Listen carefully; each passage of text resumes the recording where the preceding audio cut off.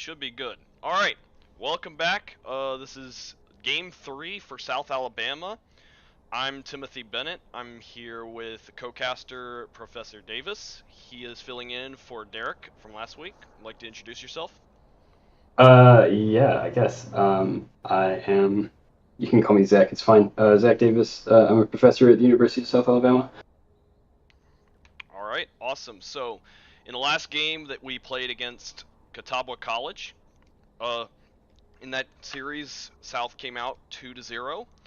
Did pretty well in that game. They last in the second game, I have to say they pretty much stomped Catawba College, made it so they just weren't able to do much against South Alabama in that game. Just their lineup wasn't bad, but South Alabama managed to utilize Zillion very well in that game, in both games, and they didn't actually ban Zillion in the second game, which me and Derek were both saying was possibly a mistake, since Zillion was so strong against their team just because it was almost impossible for them to land a gank. They ended up picking Zac in that game to try to hopefully get off a better gank. It worked a little bit better, but they couldn't get any kills in the bot lane as a result, even though that they had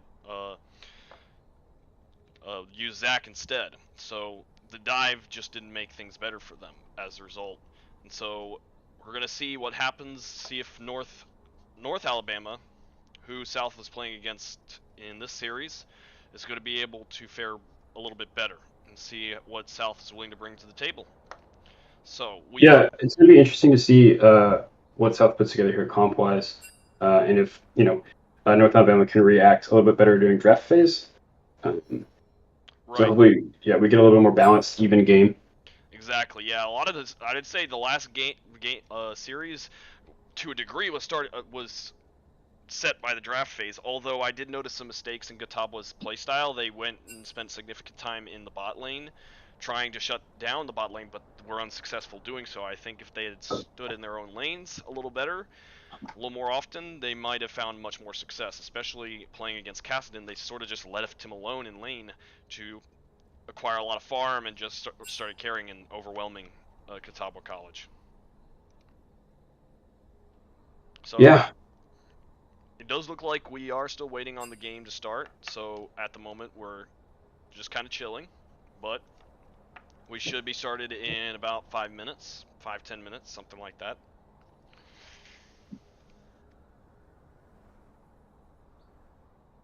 What do you think we'll see comp-wise out of South today? What have they been playing? I haven't been able to watch as much as I would have Well, liked. I've seen in a couple of last few series, we see Xayah being played a few times. Their comp has not been entirely consistent all the time, although I've seen Alawi, especially in top lane, a lot. Alawi, Tom Kench has also played in the last series, but Alawi a lot. The top laner, Carter, knows how to play Alawi pretty well.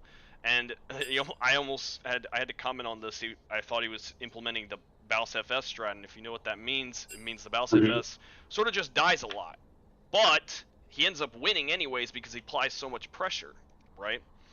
And Mhm. he ends up bringing so many people in his lane, everywhere else just ends up getting as much farm as possible and is able to get a lot of space as a result. So we're going to see if something similar happens again, and eventually I guess we'll give him the nickname, the Bouse, the uh, South Alabama Bouse, if Yeah, especially if he starts picking up Scion. That would be yeah, that would be the move. yeah, that would be. He starts picking up Scion, then he could really go all out on that strategy. But it's been working because I'll see him die a couple of times and be like, well, what was going on? Well, it didn't end up mattering. He was playing aggressive because space was created, and Right. If you can pull the jungler to the top lane, uh, keep the focus there. That gives God Chicken, a little bit of space to maneuver mid, bottom lane, do whatever, and just like if Locust is okay being alone on an island in the top lane, creating a lot of pressure up there, as you said, will create space for the rest of South's comp.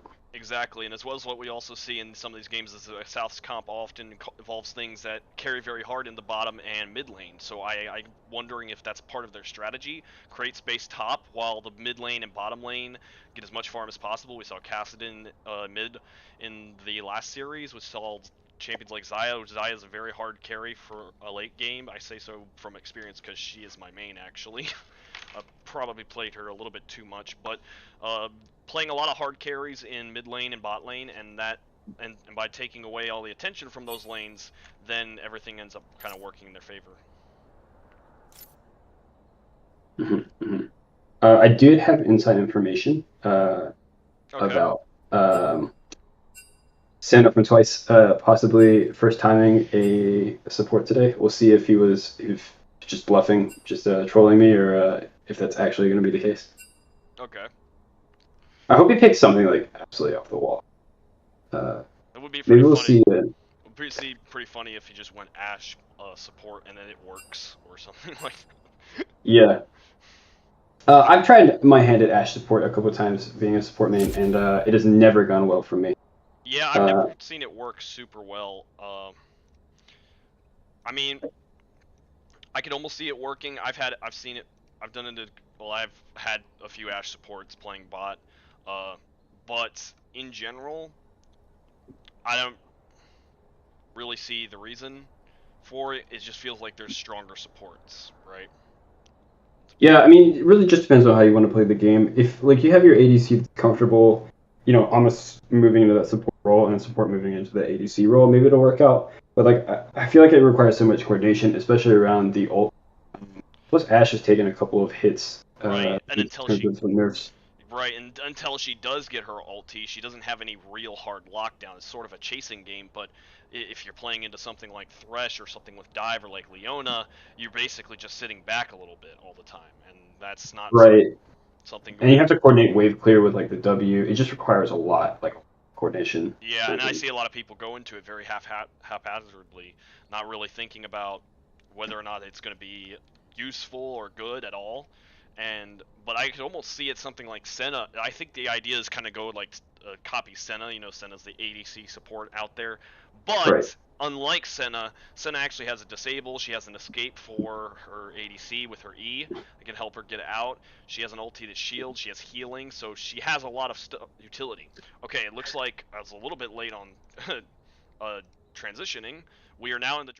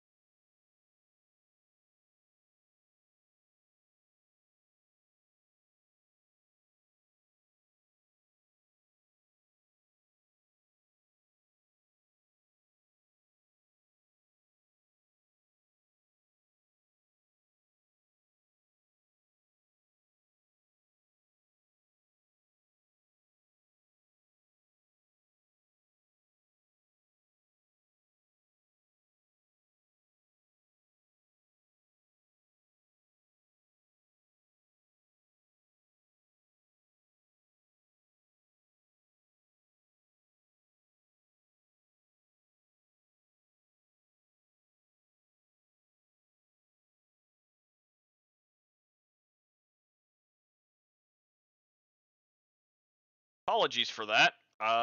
There was an error in the OBS that I was not aware of. Okay, so uh, audio should be working now.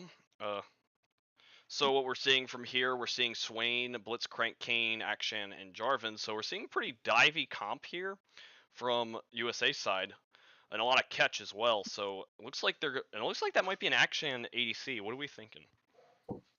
I'm not too familiar with this champion, but I hope that it is. I know it's a lot of playmaking, high skill ceiling, lots of damage potential, Right. easy revive ability or whatever. So it should be cool. Yeah. I mean, this is gonna be pretty. Yeah, this is gonna be a pretty interesting game from what we're seeing. I haven't. These are some uh interesting picks we're seeing. So yeah, and on the other side for North Alabama, we're seeing Sejuani, Tom Kench, Senna, Victor, and Renekton. I'm gonna have to. Right. That seems like a pretty standard comp, especially with the Cinetonkic bot lane, right? Yeah. I expect that to probably be. They have some decent scaling on that side. I assume that's likely a Senna ADC. So these are interesting picks. I've seen Senna in ADC before, but and it works. But it is the type of thing I think that requires a little bit of time to scale. She's Yeah. If I was the Sedge in the jungle, right, I would try to get my Renekton ahead because Renekton doesn't really quite scale as hard as, say, your Victor, your Senna. right. And so, like, if I can get my Renekton ahead, I can just kind of leave him alone on his little island, and I can focus on helping out my Senna and my bot lane and my mid lane, keeping them alive, getting them transitioning from early to mid game into that late game where they're going to be so powerful, so strong. And then Sejuani, like by that point, if I can make it to that point, right, all I have to do is hit R, and then I, win the game for my team. So, kills Yeah. from a different percent. Exactly. Yeah. I guess that's one reason Sejuani is so powerful is the ultimate is a really good disable right there. On south side, we do see a lot of catch. I'm gonna have to guess it's probably a Swain top. This is Jarvan jungle, and then we're seeing. Well, actually, no, that's probably Swain mid. Mid, Actually, yeah, J4 top, Kane in the jungle, Blitzcrank support. yeah, Yeah, like we said when we were muted, it's going to be a lot of um, picks coming out, probably on both sides here, but especially coming out of USA.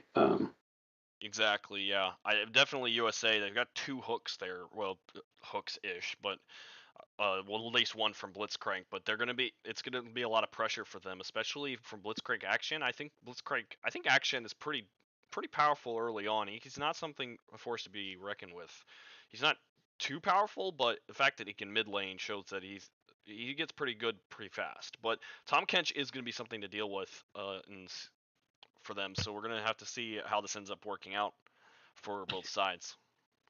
Yeah, I'm really interested to see how South plays this early game in the bottom lane. They're really going to have to try to be as patient as they can be, Right. uh, especially with like Tom Kinch being so tanky, right? Blitzcrank.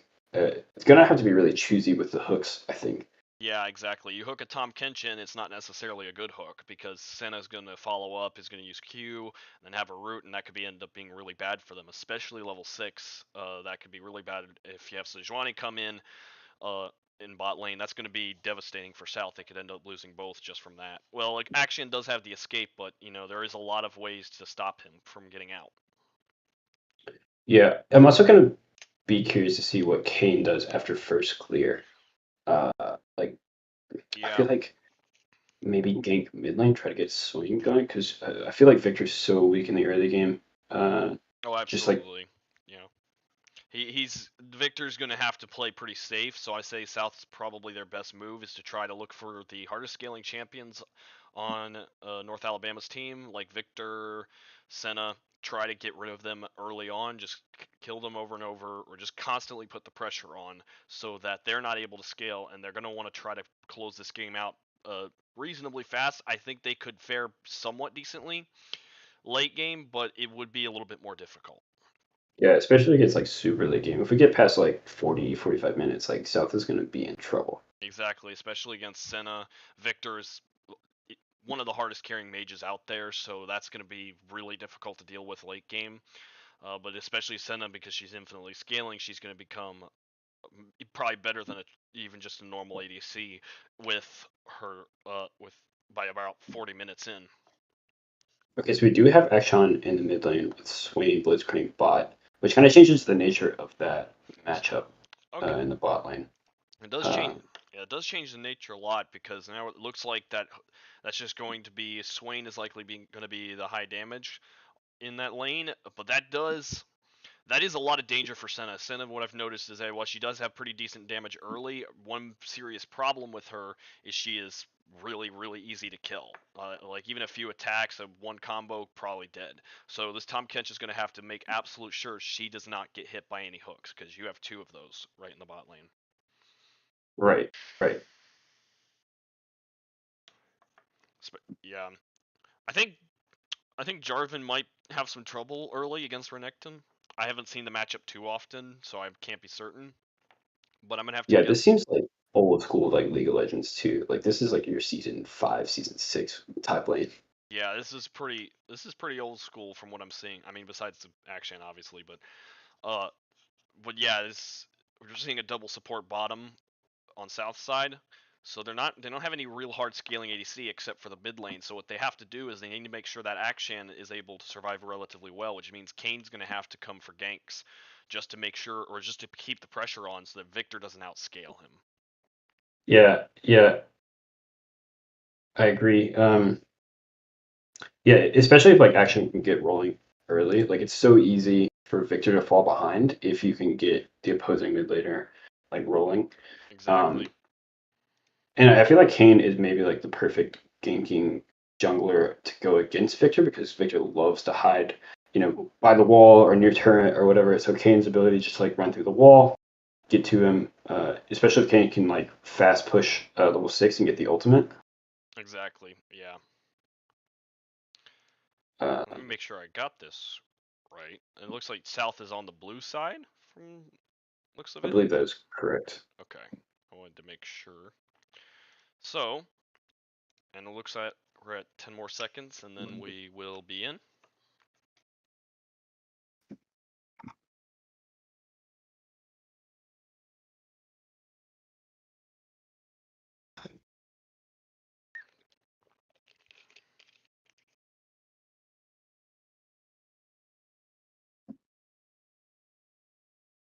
All right, here we go.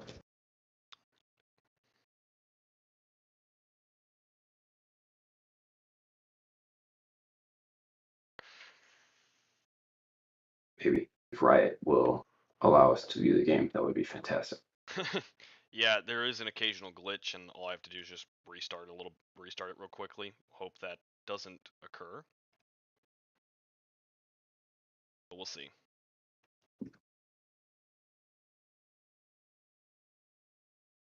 All right, who won the skin game here? That's the real question.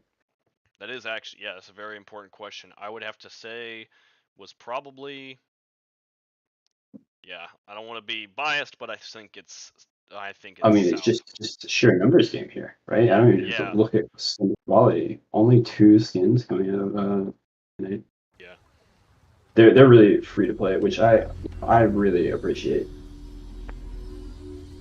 Riot's got enough money. Oh, this is an interesting visual bug. Yeah, it's a visual bug that usually happens with the game. All I have to do is just restart it, and then it suddenly works.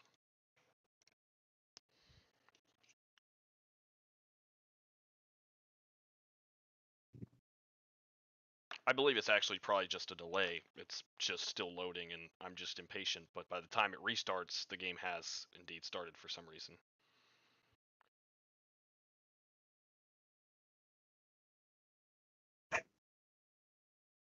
And that Space Groot Blitzing Crank is such a smooth skin. I love it. Okay, here we go. All right, and we are in.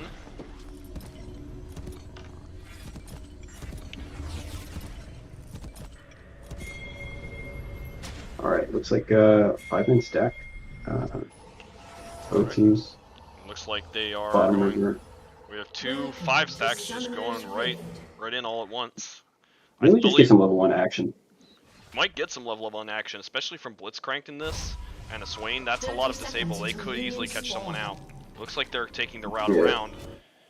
They're Oh hiding in the man. bush. They might be ambushing him here. This is not going to be good. Oh, they're going to walk right past him. They don't see him. And the fight is on. It's a 5v5 already. It looks like Kane might go down, and he will go down. Going way too deep, but it's just easily traded here. Blitz is going to go down here for sure. Blitz will go down. And Swain might as well. He may need to flash over the wall. Yeah. And it's 2 for 1. Okay, it could have been much worse though. Well, Kane did get it looks like a 5-man hit there, but I'm not going to say that might not be too valuable, just being able to gain that essence. Yeah, I don't think it's worth the 400 gold first blood and the extra 300 gold kill. Yeah, but that's going to put North Alabama in the lead initially. Right now, that's already put them up 400 gold. We're seeing a little bit of action here in the mid lane. And the kill going on Victor 2 is not helpful for South's cause either. North Alabama really happy with where the kill went there. Obviously, like if they both could have gone to Victor, if one could have gone to Senna, other than the Sejuani, who really doesn't need all that much gold. Yeah, one main tenet of Victor is you just need to make sure you're getting assists, and he already has 2 takedowns, which puts him right at 50. Right. Which means he might be getting pretty close to his first augment just by 50 CS. Yeah, a pre 5-minute first augment is not going to be fun to play against for Donnie. Yeah, exactly. Especially, I'm likely going to see an upgrade on laser first. Akshan does have pretty good. Oh, going in. Pretty good poke there. Very good trade, and he hooks him under tower. tower. Good hook on it. Big damage there. Kinch already out of pots from that level 1, so. Level 1 has already put him out of pots there, so that is going to be hard to deal with in lane, especially with how low he is. But he is going to heal pretty decently from Senna. Lots of pressure under Victor here.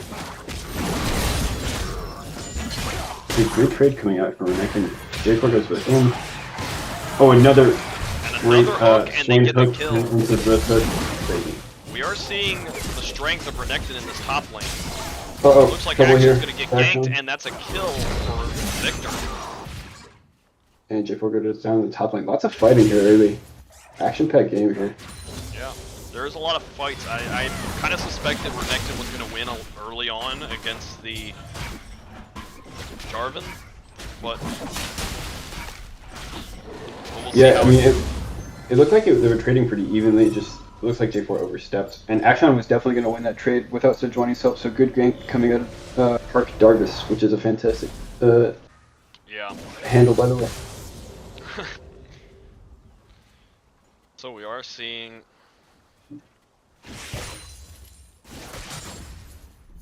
pretty. It looks like. I guess I should have looked while at this, but it looks like Tom Kench is actually going to be playing the role of bottom. Good trades out for Renekton. So in this comp, Tom Kench actually takes the farm for a while, but here comes Kane. Force out the flash from Renekton, which is good. Kind of all you can ask for at that point. Yeah. Interesting visual bug for Akshan here. He's just kind of gliding, which I like. the old moonwalk. Yeah, the old moonwalk. We're seeing a decent amount of pressure here. I would say that it might be in South's best interest here just to constantly pull this lane. You see a root and a stun combo here. They are very strong in the spot lane, but looks like Swain is taking a lot of hits. Yeah, taking the fire damage. The summoner spell name eludes me. Ignite, thank you, Brain, for working finally. Fantastic blocking for Blitzcrank, though, to keep the tongue from hitting Swain. Otherwise, if he'd been stunned, probably would have died there. Yeah, and good hook, too, to prevent that as well at the beginning of that fight. Yeah. There's a really good combo coming here. Yeah, Kane waiting in the tri-bush. Trying to see if they're going to push up again, which is why I think Swain's sticking around. Yeah, he may be trying to bait him in and hopefully get a kill here. Yeah, we're taking bad trade. Looks like Sejuani's down here as well, so it'll be an even fight. If South takes the bait, they might end up going down. Yeah, Kane has spent a lot of time here as well, but no Sejuani is around, so he's playing a little cautiously. Not sure if UNA knows that Kane is present. We might get a jungle fight here. Looks like they're gonna start a fight here. Sejuani has the advantage early on. Yeah, just too tanky. Too tanky to deal with. Yeah, but that is pretty valuable to be able to get the essence as fast as possible, especially against Sejuani, if he plans on going red. And from his he maybe. I feel like red is still the best form. Yeah. Still trying to contend for these little chickens. He's playing aggressively. He may pay for it as well. Yep. And it is going to be a kill going over to south. A little too greedy. Honestly, just like, you already know you're losing that camp, just let it go.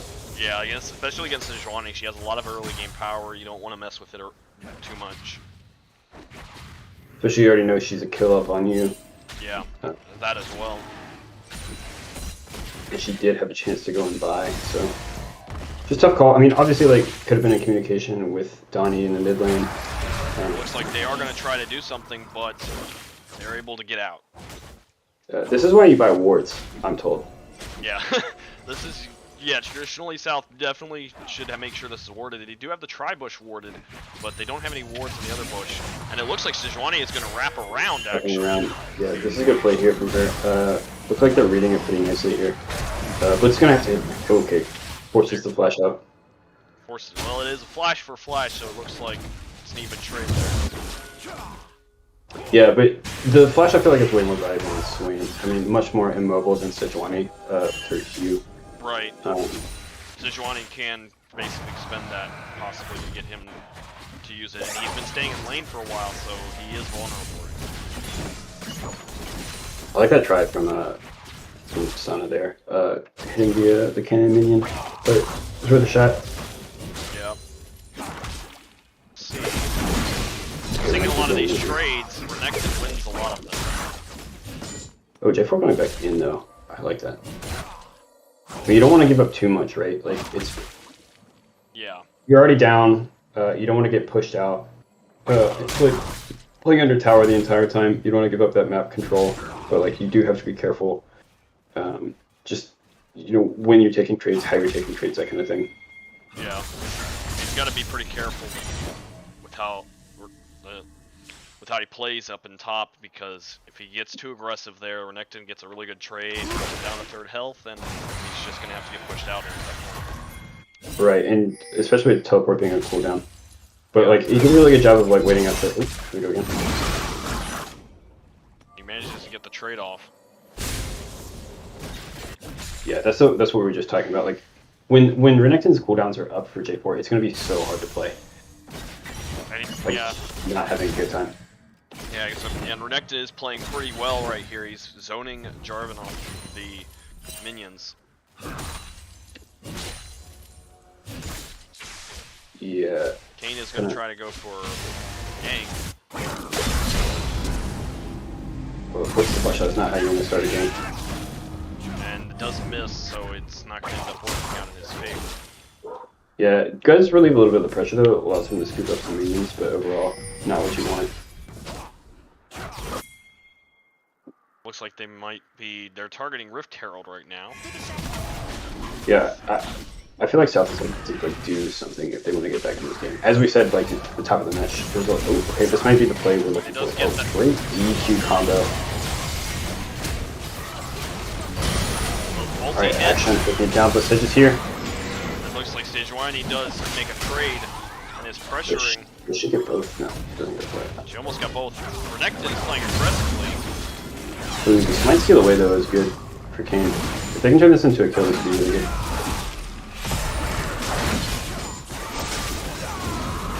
And it is going to go 1 for 1. Yeah, 1 for 1. So it looks like they're getting Drake bottom now with the space they've created. Yeah, and just like South, not enough help to go for the kill in response. Overall, a good trade from pretty good trade for UNA. Yeah. If Kane can't get in a red, he can start becoming much more of a problem. Yeah, they go even on the kills there, but yeah, just getting that Drake and getting that, working towards 4 Drakes. Yeah. He's gonna dive tower here. This is really aggressive. Oh, Blitz almost hitting the E on Senna. Almost landing the hook. That would have been a kill right there.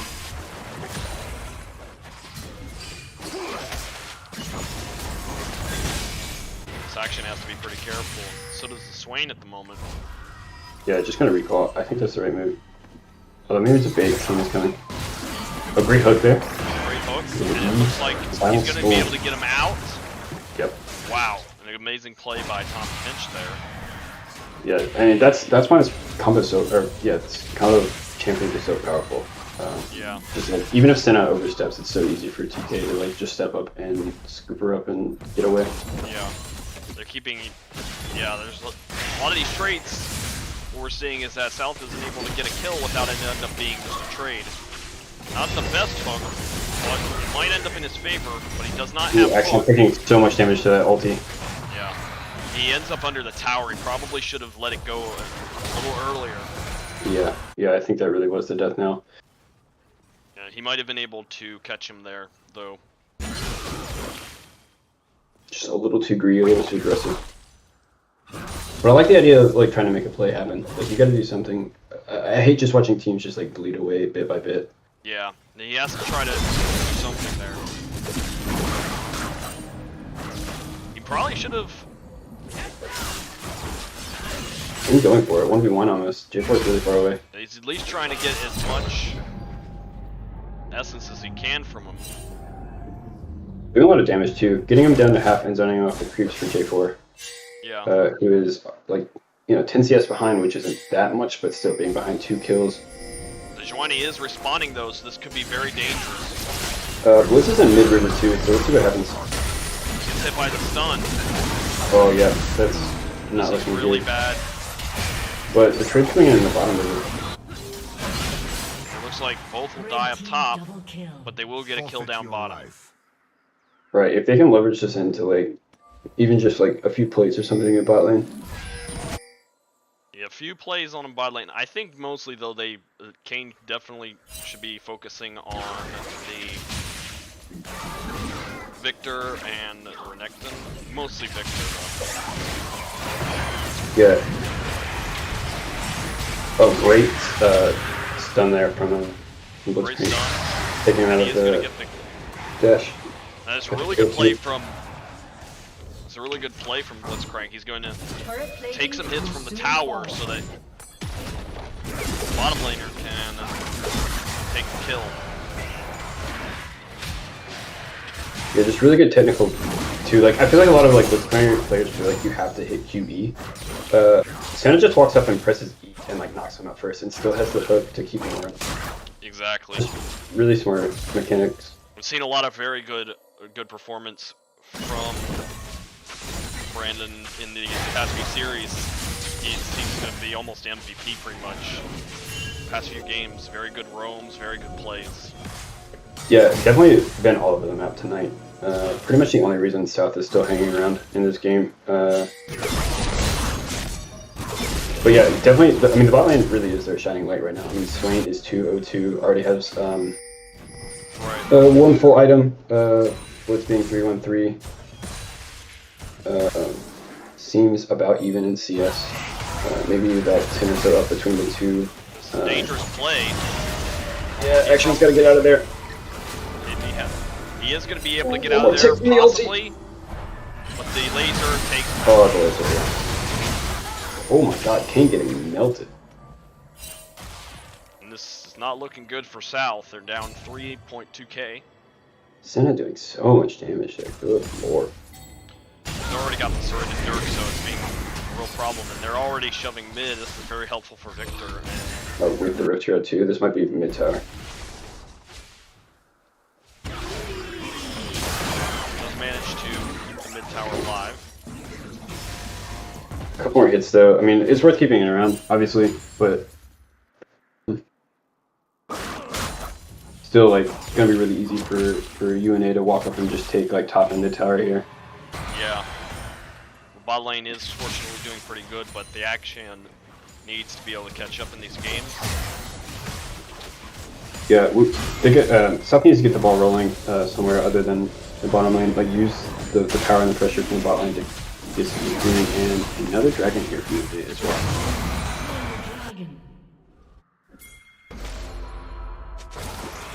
Looks like he's going to get caught off guard.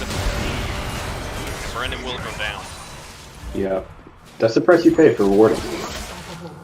Sometimes it saves you, and sometimes it's driving the tower too. They are really pushing their lead as much as they possibly can. And they are going to get a second kill. Just a rough game here for Action. Like, just no fun at all to be had. As I said with the swings, and trying to make something happen, does get stunned up, knocked up, has to flash away. Has to flash away there, yeah.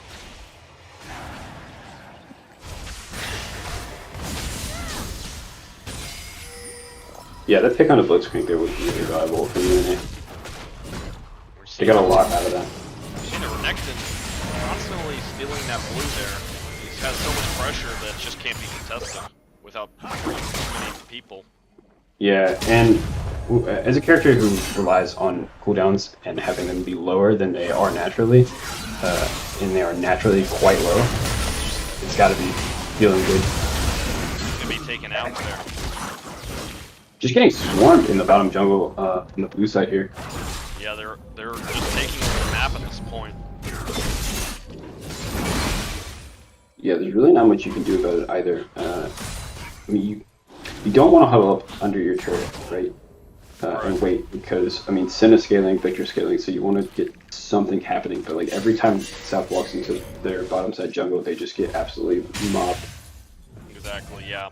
And Victor is very well protected. He's 5-1 now, so it's a lot to deal with, having him already have a needlessly large rod. Yeah, plus the Ludens on top of that, and he's got the sword shoes. Definitely moving, I think 2 augments now, if I'm not mistaken. I can look real quick. Yeah, we're looking at... Yeah, no, he is max augments. He's max augments already. Wow, that's great. Jaker like ulti coming out, but it's not going to save him. Just get stunned up. Hooks won't land.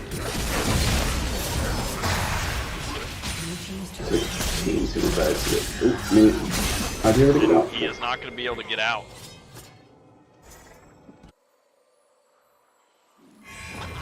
Yeah, this Renekton Sichuan coming in the top lane just absolutely drowning.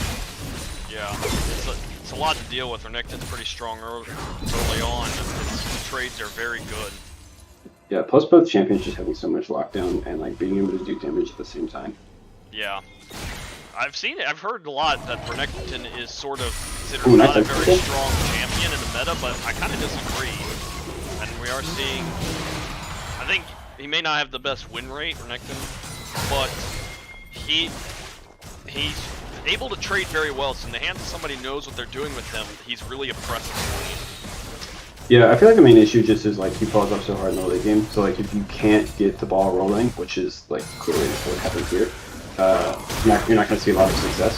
So you're kind of taking a risk, but like if you trust your mechanical abilities, trust yourself to like outplay your opponent, you can get away with playing Renekton because, I mean, looking at 4-1-4, they're 3 towers ahead, they've got 2 dragon lead, they're up, what is that, 7 gold, 7.5 to go to open this.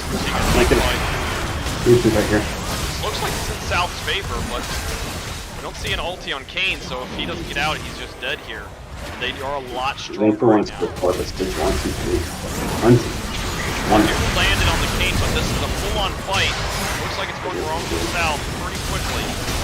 Yeah, they just do get a kill and a resurrect there, and they might be able to get a kill on him too.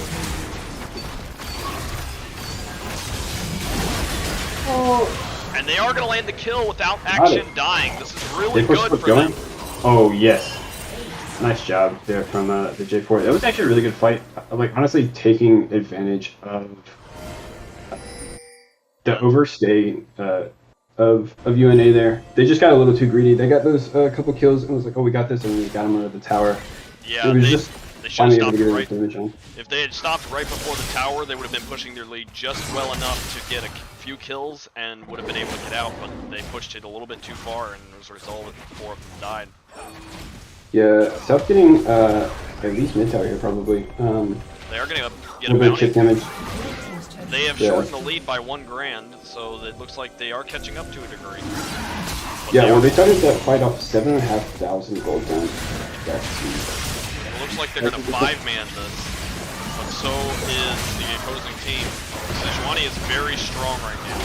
Yeah, we're going to definitely end up with that really one second. Looks like things are starting to go wrong for South. That Victor ulti, 2 of them go down now. But South does get... Being able to get away. Okay.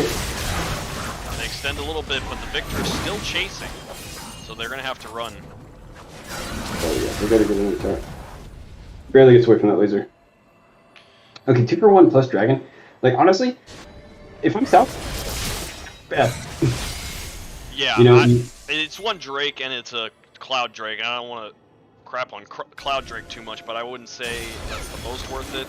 They didn't really get a huge lead in gold there. Yeah, but I'd be worried about, you know, being on soul point, right? Like you buy yourself 5 more minutes of, you know, avoiding soul point, even if it's cloud soul, right? Still is super valuable. Right, they don't want him to get that. It is still good value of it. Just delaying that. Yeah. Renekton is so strong here. Really strong. That ulti putting in numbers. Victor going down here to the action. Victor goes down. Looks like gonna get Senna too. Yeah, if you can get behind this Renekton, who may also go down here. Let's see how the Swain wants to chase. Nope, Sejuani fighting. Sejuani fighting, but she's gonna retreat here. She's gonna get away. South coming together in these team fights after a dismal laning phase. Yeah, it's looking like things are starting to go better for them. They're not closing the gold lead too much, but they are starting to get more and more items, so this is becoming less catastrophic for them. Right, the longer this game goes on, the less this gold lead is going to mean. And I know we talked about like the scaling abilities of Victor and Senna a lot, but like Akshan scales pretty well, and Swain's going to scale a lot as well. And the Swain being ahead so far of Senna is maybe going to be South saving grace here. Yeah, we've seen that before. They were really starting to get slaughtered. I mean, it was 17-6, but now it's changed drastically. It's now 14-23. They've really caught up since the beginning of the game.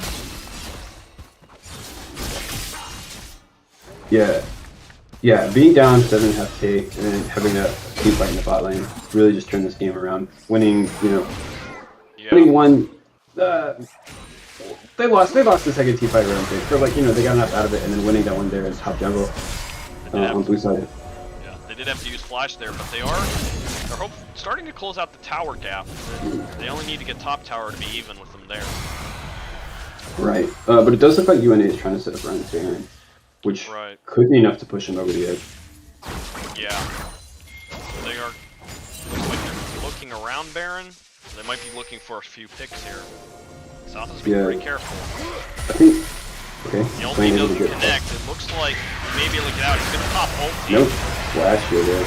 Hex flash. Brandon there. Looks like Blitz is make gonna sure go down. Yeah. Okay, is able to get bot lane tier 2 tower though. It looks like they're all going for Jarvan. At this point, White Locust might be in trouble. Yeah. And he shoots them over the wall, but he goes back, fakes them out, but it might just be creating space for him at this point. Yeah, I think that's all he can ask for at this point. Yeah. And it does allow Swain to go top. He's making the push there. They'll have to respond to that as well. Mid lane is getting pushed. Yeah, South's starting to play the map really well here. Obviously, like, losing your life for the bottom tier 2 maybe isn't the best, but like able to clear out some of the vision that UNA had around Baron is nice. Right. Forcing a teleport out of Renekton, and you know, for not having that for a possible future Baron fight is good for South. Right. Obviously, UNA still in the driver's seat here, but South not willing to go down easily, and Kane steals away. Steals away the Grom. The crab. I don't know why I said Grom. Also really good for their Baron vision, right? Nothing you can do about that ward. Yeah.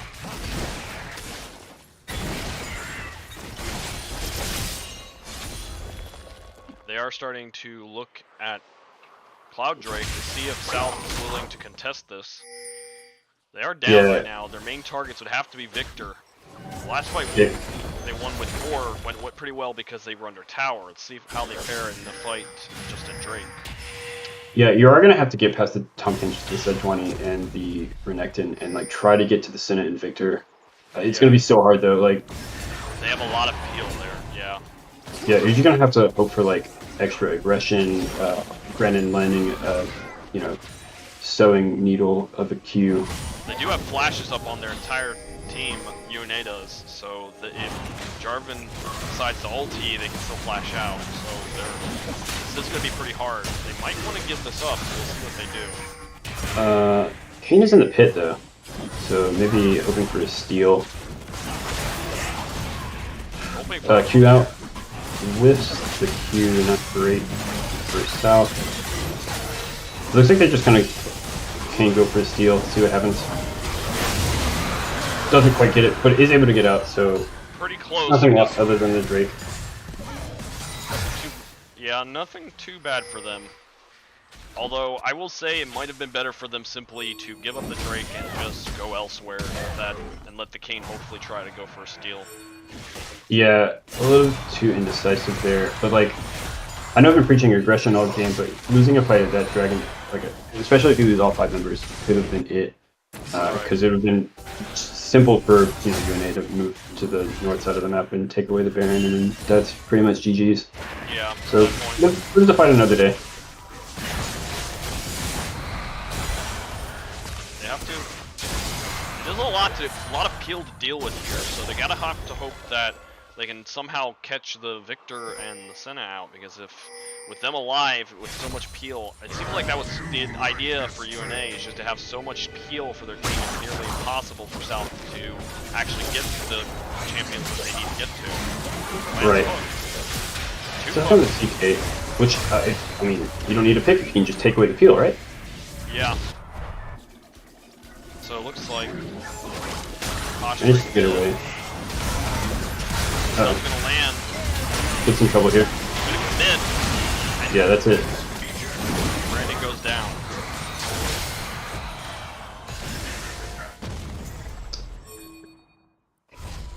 Yeah, it's so tough, like playing Blitz. Like you're walking such a fine line because you are a little tanky, but at the end of the day, you're not Sejuani tanky, you're not Tonkinch tanky.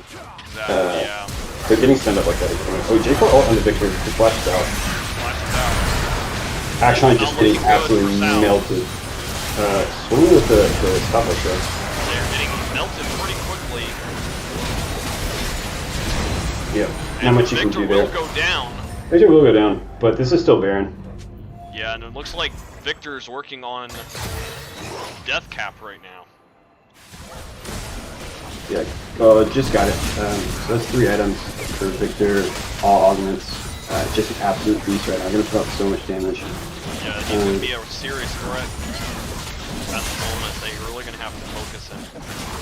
UNA taking Baron here. Maybe Blitz from J4 can make something happen. Even a picture would be useful. Yeah, Senna coming off the Baron. I think that's it. Yeah, you don't want to die for that. But that will give up Baron to UNA. Yep, looks like Baron will go to UNA. Alright, well, just, huddle up, wait out your requisite 3 minutes, try not to give up too much. This is going to be rough. One good push from UNA, one bad team fight for USA, and it's over. Yeah.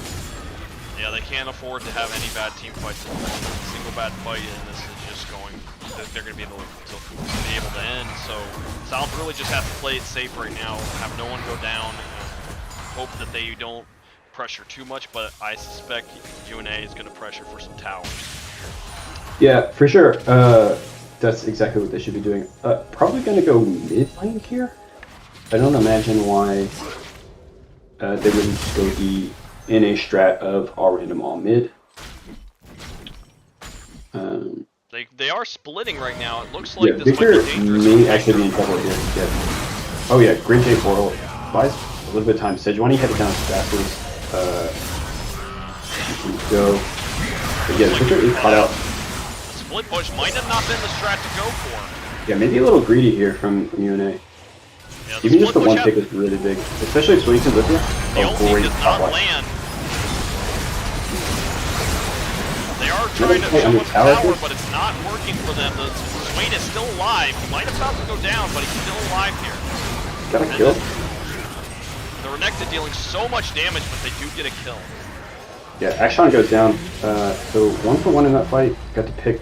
Did lose the mid tower anyway though. But J4, we're pushing up here. Might buy enough time for South to run out this Baron timer. Yeah, they're gonna try. It looks like they do make a push bottom, but this Renekton deals so much damage. Oh, he accidentally, that has to be a fat finger. It doesn't matter, but doesn't end up mattering. But that had to be a fat finger there. Yeah. Okay, this is a Dragon Point for UNA. So if I'm South, I'm gonna try to find a way to contest this in some form or fashion. Yeah, there's the soul point here. They do want to try to get this. There's a few pretty good, very good for Victor especially, and that's not the kind of person they want. This is going to have to be pretty precise. They do have a ward down. Oh, he does steal it away. Steals away the Sedge 20, and then it gives Kane the ability to go in and smite. Great play there from both Brandon and God Chicken. Wow. Okay, South. I feel like the name of the game for South here is just live to fight another day. Like that's the entire game. After that rough early start, they've just been finding ways to stick around. Yeah, they are really holding out pretty well. Baron's down. Doesn't manage to get it. Really they impressive. do catch him out, and it looks like the Victor's going to go down. All right, great pick there from South. Exactly what they need.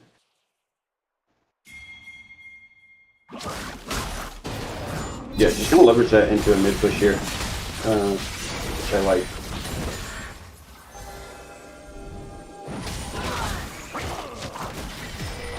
Yeah, they're definitely gonna get this mid lane tier 2. Are we going for an inhibitor here? That seems a little.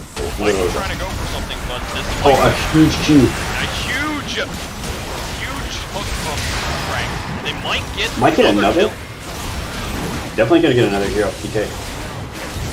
Oh, actually going deep here for the Sedge. Oh, getting all three but he there. is going to go down. This is huge for South. That is a massive gold injection. Now down only 2.5k, which I feel like is the lowest the gold difference been since the beginning of the game.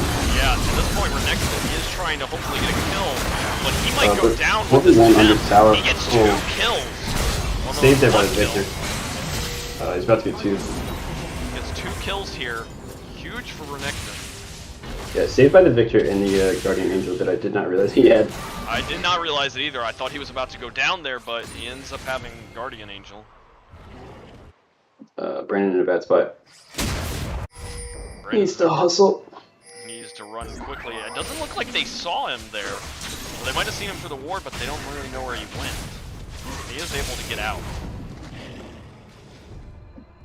Whew. There's a lot of action there. A little greedy there, I think, from South sticking around for that Renekton. Maybe just should have backed off and been happy with their 3 kills. But I respect the impulse of trying to get more. Yeah. South has been getting some pretty good picks lately, especially that hook from Brandon was amazing. Yeah, catching that Senna off your tower, and like I said, it's gonna have to be something like that. We can get the Senna or the Victor from behind this meat wall of champions. Yeah. It's really going to be the only way that South can win. Just a traditional 5v5 forward-facing team fight.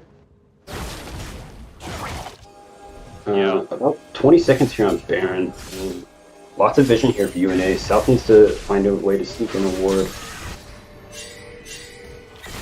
Yeah, it looks like South is doing pretty good so far. Let's see. A really good push mid, but they overstayed their welcome a little bit. Renekton Renekton is really strong right now. It's still really strong, yeah. 9, 2, and 10 with 1, 2, 3, 4 full items and another Hex Drinker on the way. Um, yeah, gearing up for this Baron fight here. I'm now solo casting and having a bit of difficulties on the side. Huge hook there on the Renekton. And they're just going for the fight. Backline here from Swain. Action's down. Baron's doing. Oh, Senna goes down and Victor goes down. This might be the fight for South here. Taking out both damage dealers and the 20. Renekton's like one shot. Wow, second eye lead for a second and a huge fight starts. Okay. Here comes the wall, gets the TK, and Chipper goes maybe a little too far, has to press back in the pit. Oh, Tom Kinch getting away with Baron. No, it's so bad for South. Well, it's not too bad, just by the looks of it, because only one of them ends up getting it. Yeah, only on one, but still, like... Yeah, they could have swung the game so hard. South needs to, like, yeah, find a way to use these death timers. It looks like J4's pitching up through mid. Might be able to get this inhibitor turret. Get something off that fight. Yeah, it might be tight with the Senna coming in, and Tom Kench might be able to stall for just long enough.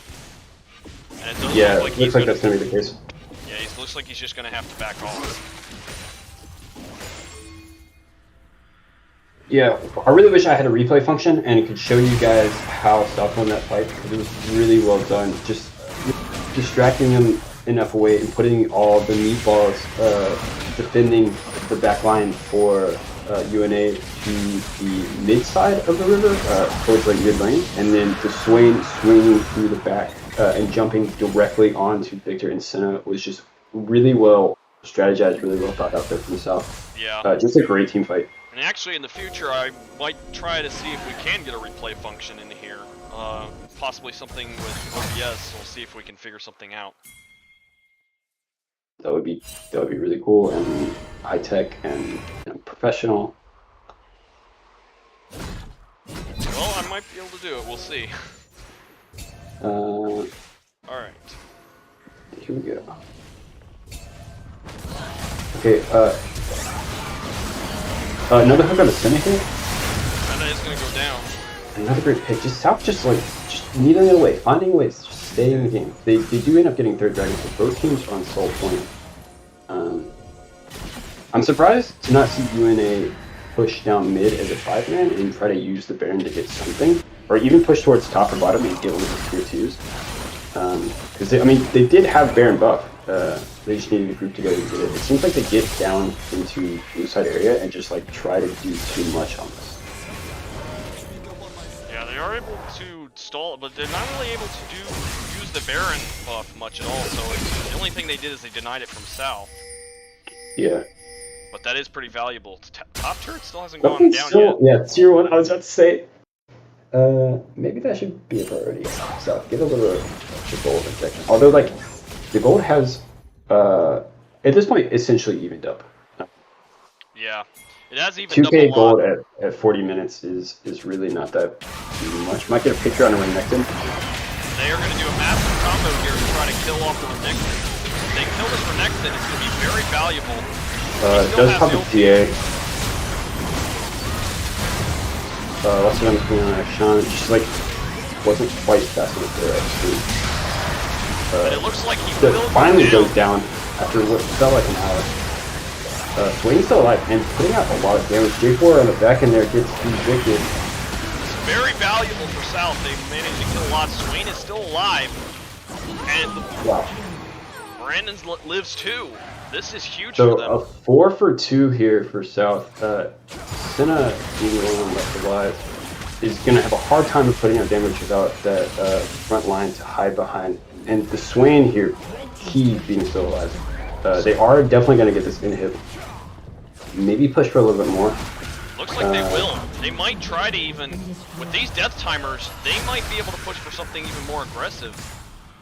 Looks like they are going to back up here. I think that's the right call, especially with the game that's been plagued by too much aggression. Just getting this inhib, resetting. Baron's up to 2 minutes. Soul Point is up to 2 minutes, so definitely going to be able to get something there, and then come back and try to end the game. But they are ahead in gold for the first time tonight, since literally level 1. Yeah, this is really valuable for them. The Swain has incredible value in these fights. He lasts so long, especially in the early Zanyas really was the right choice in helping him survive a ton in these fights. Yeah, we're at that point in the game where, as I was saying earlier, the Victor and the Senna are going to be so powerful, but also the Swain has been scaling. Akshan has done a little bit of scaling here, and catching up in items has now 5 items and a stopwatch, which is nice. And then the Renekton is just going to be falling off, right? As the gold has been equalized, as the early game has ended, the Renekton is just going to not be as valuable as it was at the beginning of the game. And yeah, it looks like Jarvan is going to be able to get away. Yeah, J42 has had a good turnaround. Now 9-7-14 with what looks like all 6 items. It looks like he's completely maxed in items. If we look real quickly, he also has potions, so he is completely maxed right now. Yeah, definitely going to be a little bit more threatening, especially like as a front line. Right. He can, the QEN or whatever they call it, QW. I haven't played JR4. Hell, I don't really either, but he's going to go in. He's going to slide in. Yeah, do his little slide in, and then get an ult onto like either the Victor or the Senna, and then lock them down, get them out of the fight. It's going to be a lot easier for South to win a 5v5 team fight now. See how this goes. 1v1 goes, yeah. It looks like still going for an exit. Yeah, not much you can do there. I like taking the fight, but yeah, Renekton's still the 1v1 king. J4's utility definitely being more focused towards team fighting. This might be a problem for South. Definitely is. Oh yeah, especially Renekton keeping in. Might need another miracle steal here. You just gotta see if you can steal here. Yeah, gets the Q on his Sejuani though. Maybe a little too early. Although chain going in. Oh, gonna lose a lot of health here. Might need ult just to survive. And he does steal it for the soul! An amazing play, and he's gonna get out! No way, dude. No way. He was at like 1 health. Oh my god! I didn't even know you could smite while you're ulted in somebody. I've seen some crazy smites before. I've seen Zach jump over Drake and use smite mid-jump before, so I think there's a lot of times you can use that smite. That's crazy. What a great play. Also, Brandon having the field awareness there just to like move around the pit and get the Q off on the Sejuani and just bring her out of the pit. Just really heads up play. Oh yeah. Okay, South has a real chance here after struggling the entire game. Yeah, they have Soul now. They have the inhibitor, which is pushing into them. The one problem with having an enemy inhibitor is that unless you can apply a ton of pressure there, the fact of the matter is it's going to always push into their base, which means that they do get more farm. But looks like we're approaching 6 items on all champions, and Action is only 1 item away. It looks like building the Guardian Angel here. Yeah, I think we're beyond the point of gold really mattering all that much. Most here are 5.5, 6 items. Yeah. Looks like Kane, the only one missing square being filled. Yeah. So he's got that could have been a great initiative. Yeah, they're gonna want to funnel some gold into the Kane just to get him caught back up. Right.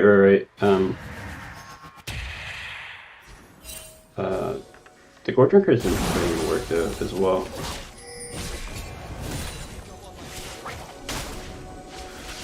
Okay, looks like just posturing around Baron here, doing the classic Baron dance.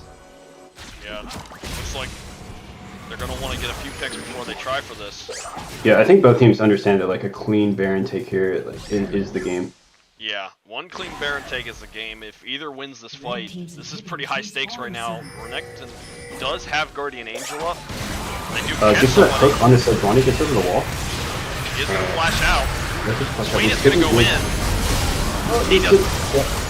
Barely gets the stopwatch up. Still pretty low. What's going on with that Sejuani? Sejuani is gonna get out. Renekton, they may want to try to wait out his ulti. But it looks like not gonna be able to go out. And that might be that for South. Coming down 5 strong down in mid, not even bothering to take Baron, knowing you can get at least inhibitor here, if not more.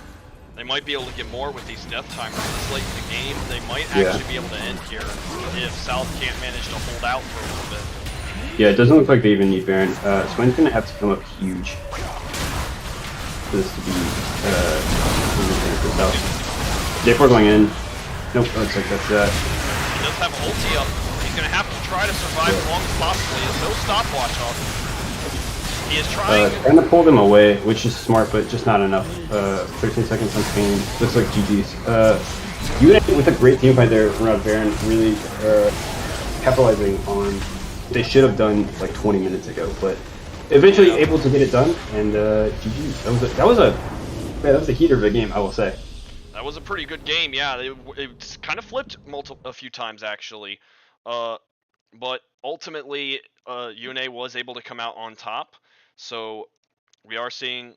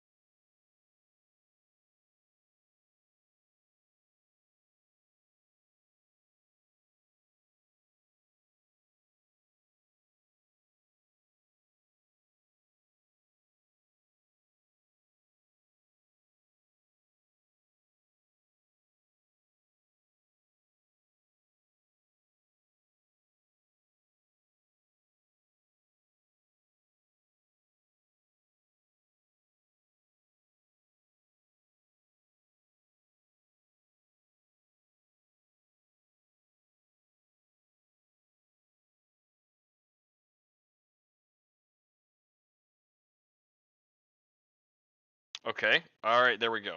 I have audio. All right. Apologies for that. And we are. Yeah, Nice. we'll try to fix the audio issues, and I didn't think audio issues would be the problem. Usually it's video issues, but we're working on this stuff, so yeah. Somebody has joined. We have fixed the issues, if that's why you're here. Okay. Okay, so yeah, actually, I guess we'll recap what we were saying. Ultimately, it came down to that Baron fight. If they were able to win it, they win the game. Whoever wins that Baron fight ends up winning the game. Although I think South might have been able to, they might have been able to give up Baron because they did have the inhibitor down, and all they would have to do is play it safe and try to look for a pick and then play aggressively when they get picks. But they weren't ultimately able to do that. They went for the Baron fight, and it didn't work in their favor. Yeah, like ultimately though, I don't disagree with like trying to get Baron. Right. Like obviously, you never want to just like give it up for free. Right. But yeah, definitely getting a little too aggressive in that fight. Yeah. a little bit too aggressive in that fight. They needed to play very, very careful, because I think in their case, if they had let UNA make some mistakes, they might have been able to come out on top. UNA has made some mistakes with their first Baron. They ended up just split pushing, and then ended up being a problem. South took advantage immediately. They went for kills on Victor in bot lane. They went for kills mid lane, and it worked out very well for them. I think another key moment, though, was also the Baron that South had stolen from them as well. If they had gotten that, they could have gotten a much better lead, possibly ended the game. Yeah, especially with 3 being up. Yeah. With only the Tom Kench up at that point, they really could have made things devastating. They might have been able to at least get the Nexus towers, but they ultimately got stolen from them last second. Right. Yeah. I didn't actually look in that fight, but did Kane have his smite up, or did he use it on a champion? In that last fight, In the Baron fight where it was stolen. I think he was. I don't think he was alive. Oh, he died early in the fight. I see. Yeah, I think he died early in the fight. Okay. Yeah, and that's gonna make it hard to smite. Yeah, typically not a position you want to be smiting from. Yeah, you don't. Yeah, you really don't want to be dead if you want to try to smite the Baron. So, but yeah, I think to some degree, I mean, it was pretty strong. I didn't know what to expect for the Swain pick, but it ended up working pretty well. Swain scales very well, especially in these big team fights where everyone's going in. He managed to survive very long in these fights. It's really hard to kill him, but ultimately it just didn't work out. So Yeah, just not enough damage coming out. yeah, I think they would have done better to have more damage. I think J4 would have probably found it better. I think, yeah, I think for top lane, Carter would have found it a lot better to pick something probably more aggressive. I think Ilaoi probably would have been a better pick against Renekton, because Renekton likes to go in, uh, do a quick trade, get out, but Ilaoi punishes anyone goes in. Yeah, yeah, I agree. Just something to go a little more toe to toe with that Renekton. Oh, something is strange. They didn't actually give us the draft thing page. That's weird. They're already starting into this, so I guess we will. That might have been an error of. I'm not sure. Well, we'll go ahead and we'll just go ahead and change to. We'll go ahead and just announce what the bans are. So we're seeing Victor's getting banned. Vi and Ezreal also banned on South Side. And Asol, Caitlyn, and Swain from UNA. On UNA, we're seeing Silas and J4 being picked on the side of UNA. Tom Kench first pick, and Sejuani. It looks like things are almost getting kind of flipped here. Let's say they're just swapping team comps here. The Sandra pickup is interesting. Yeah, it actually, there's a lot of engage here. That Veigar is being picked. That's going to be pretty dangerous, especially late game. They seem to want to always. I'm seeing a pattern. They want to scale in these games. Zaya banned out from UNA. Yeah, the Silas Vigar is going to be really tough to play against. Yeah.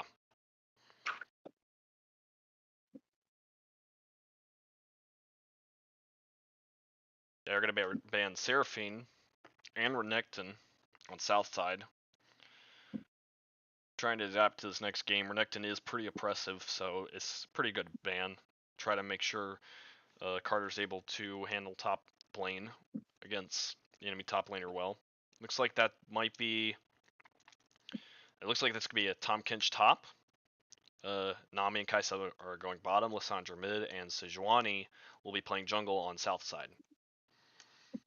And it's our pickup here, so pretty just straight across the board traditional comp here from UNA. Looks like it's probably going to be Silas top, J4 jungle, although those could swap. Fire mid, Tristana Zyra bottom lane. Yeah. It looks like we do see, though, that on south side it is a lot tankier lineup. A lot tankier, I'd say probably more disable on their team, a lot more lockdown, we'll have to see how this ends up working out. But there is really good scaling from Vagar there on UNA's side, and I think that's some decent ultis to steal for Silas.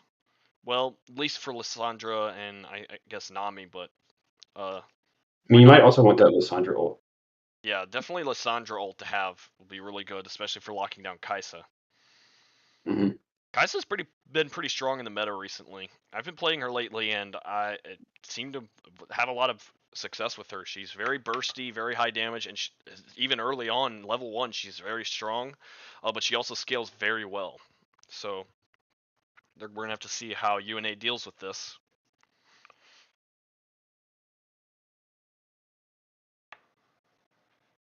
I am going to step away for a hot second while we wait on the spectator delay. Okay.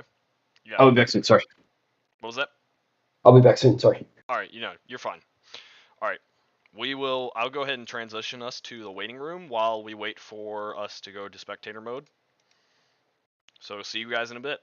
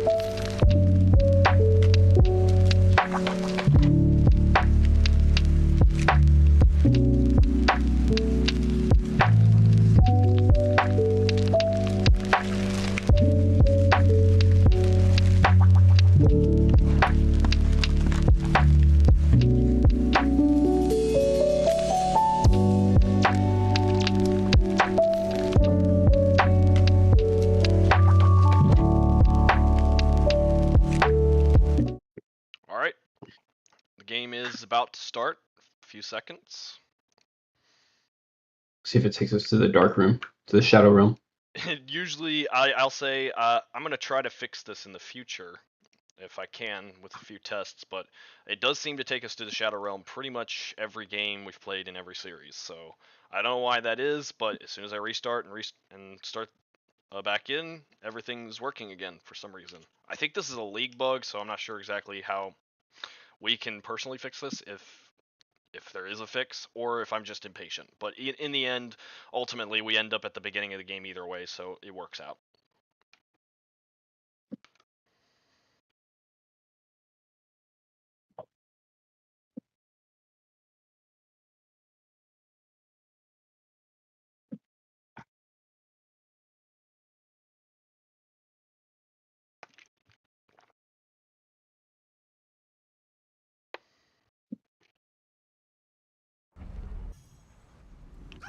All right. We are in no shadow realm. Straight into the game. Straight into the game. So this is good. Good to see. I'm not sure why it fixed itself, but I'm not going to complain.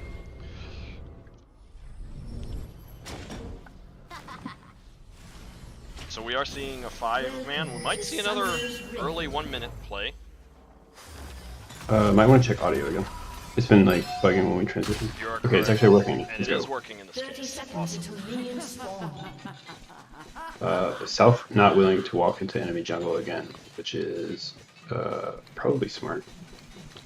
Yeah, they didn't work too well from the last time, and in this case they have Veigar. If he decides to level E initially, it's going to be really hard for them to play against. And Right, it does turn out. cage. And yes, Lissandra, it does turn out he doesn't have art yet, so that's good.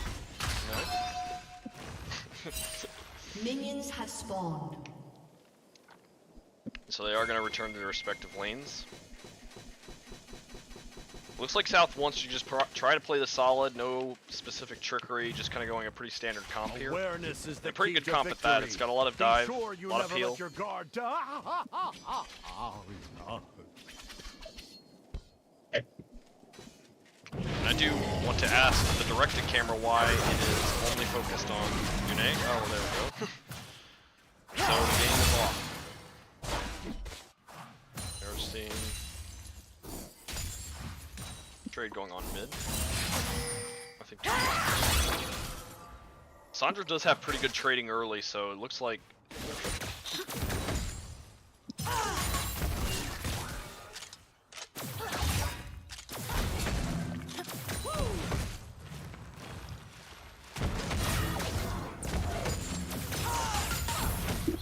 Okay. Alright, so we got the top Kinch versus the Silas. Which I feel like Kinch is a really good champion to go against Silas, especially like what's at 6. yeah. Silas does not want your ultimate. Yeah, absolutely. Well, I mean, Silas could use it, but it's not the most useful ultimate for Silas to steal. Right. It would mostly be stolen, possibly save Tristana or champions that landed. Ooh, the late bubble. And they are going to get the first kill. blood over 2 might be traded here. Guys are taking a lot of damage. Gets the heal off. They are going to get Oh, the and second another one. bubble. Oh, and it will be a trade though. Definitely worth the 2-for-1 there though. Hark Darkest here. The gank into mid forces the flash over the wall. I think he accidentally canceled that last auto attack, which I don't think it would have gotten killed, but It does look like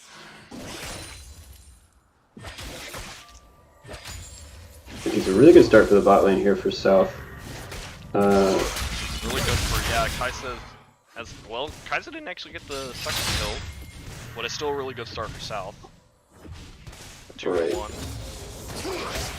And Kaisa's scale's really good, so this is going to be really hard for them to deal with. Getting aggressive here on the top pinch, going behind Silas.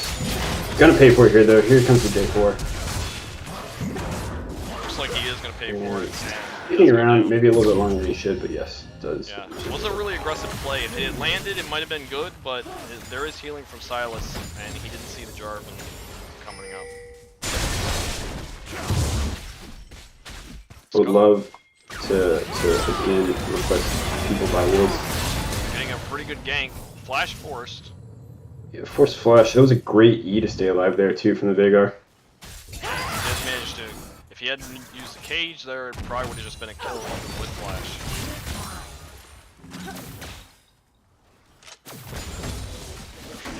Out of biscuits, out of pots. Sticking around here in the mid. Crab does go over to Sejuani. I don't know how this fight goes. Sejuani- Looks like neither player really wants to find out. Zyra is going to be a serious problem. A lot of damage on her side. She's going to cancel it here. Canceling the recall. Oh, he got caught shot for sure. Pretty good damage, but looks like he's going to turn around. Trade coming in. Here comes the Veigar. Managed to get over the wall. Oh, might die here. Nope. Managed to flash out. Does have to flash out there. Not sure if it would have killed even if it had landed. Although with, It definitely would have been close with that QW. yeah, well she doesn't have, yeah, she has no items at the moment, so that probably would have been death.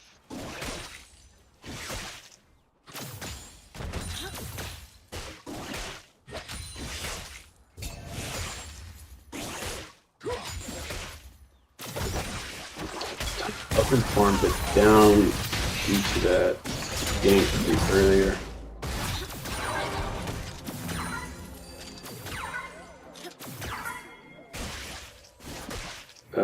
Bot lane trading pretty evenly here in terms of CS. And dead even in mid lane. Going aggressive again. Well, in this case, yeah, it does have the ulti up, so if he does manage to get 3 hits on him, that could be death for Silas. Silas has to be pretty careful until he can get ulti. Although, I'm not exactly sure how Silas can put those stacks on Tom Kinch. Maybe once he gets the ulti, I'm not it'll sure. allow him. Yeah. I'm not sure how that interaction exactly works. I might just say by ability, in which case it might not be bad for Silas. If it is just by every ability hit, as well as attacks, he could easily stack up very much quicker than Tom Kinch. Yeah, if it is by ability hits, that would probably be good for Silas. Although, like, getting consistently pushing under tower is obviously has to catch its wave, but being down 20 CS isn't that what you want. Yeah, being down this much CS, he's gonna land the root. They are gonna Both play of that aggressive. yeah, I mean that's so hard to like go in on that, especially knowing that Kaisa is up. You know, it has the pickaxe versus your longsword and dagger. Right. Yeah, and I would say though Tristana could play aggressively after Nami uses Q, but or is it Q? I don't know. It's the stun, the bubble. The bubble. Yeah, the bubble. After using the bubble, then play pretty aggressively because that's very useful. But Kaisa does have a lot of burst if she can land her W and isolate her Q.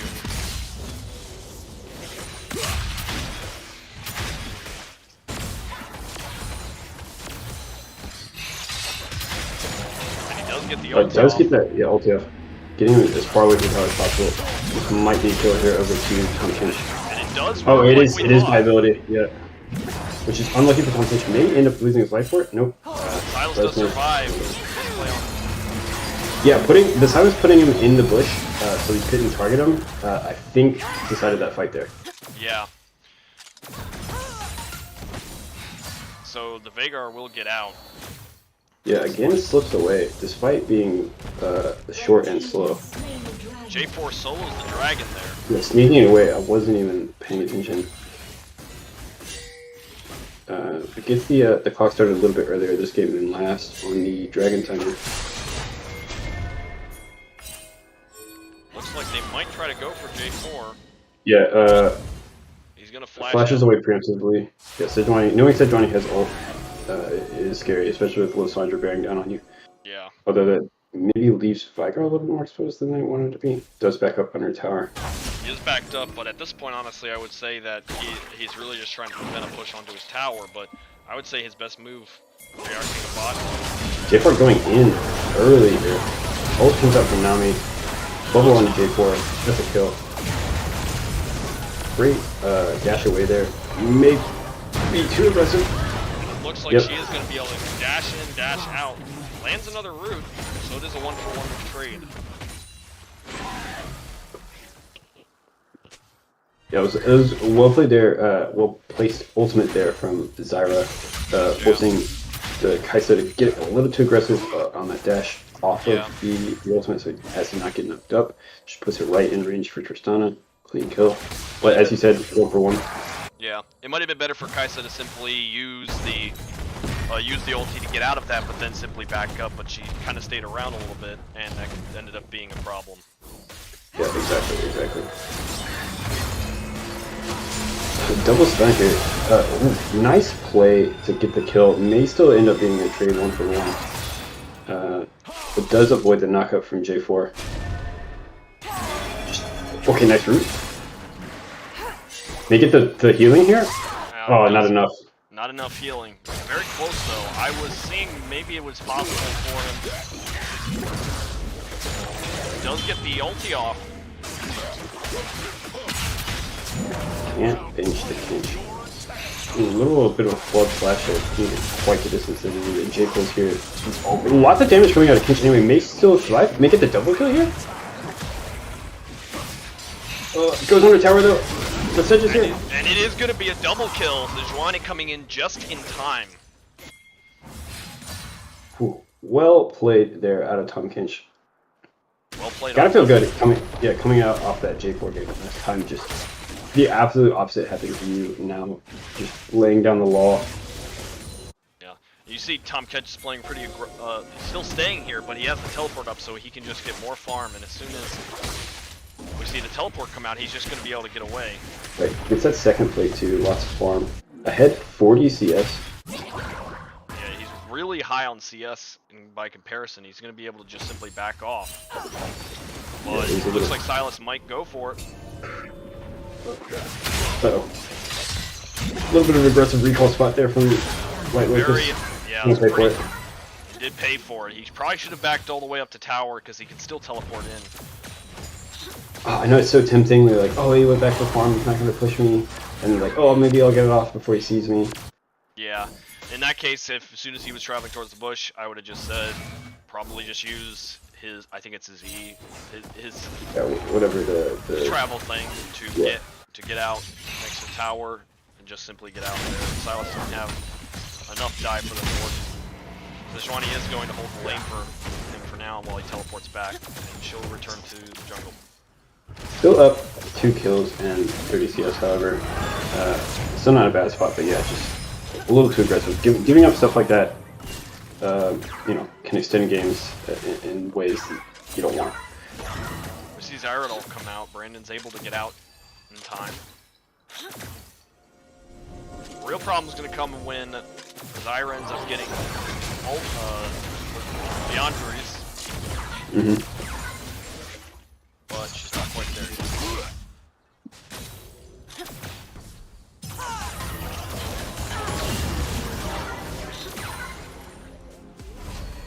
J4 is sitting here, just seeing if he can do anything, but it isn't looking like he can do it. Drake coming up in 25. J4 might try to solo it again.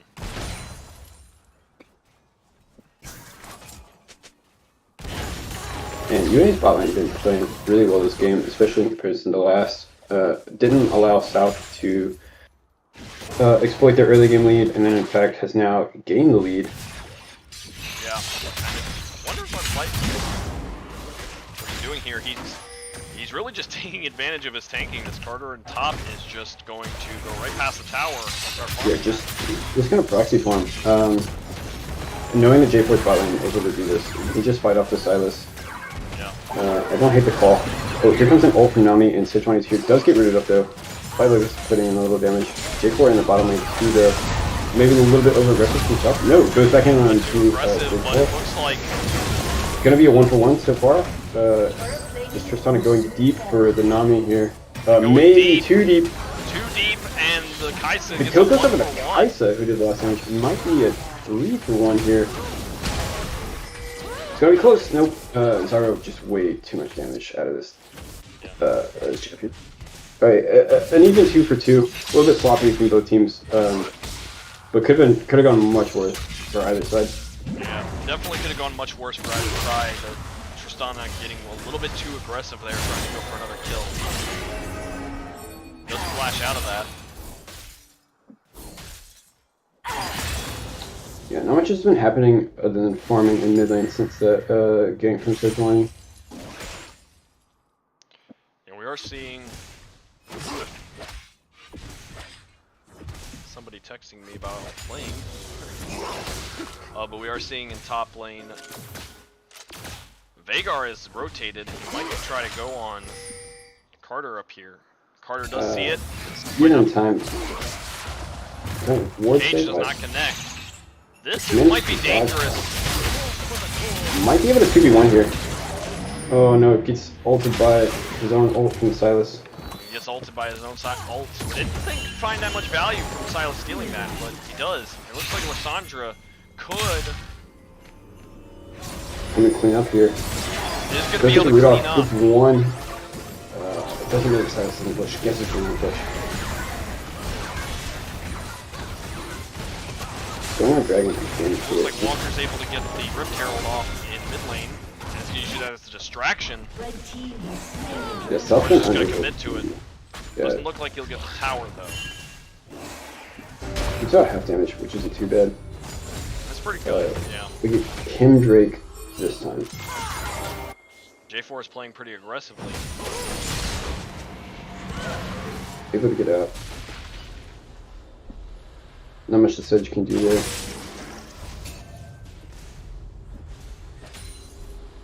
Got a bit of a lane swap here. Did see a lane swap here.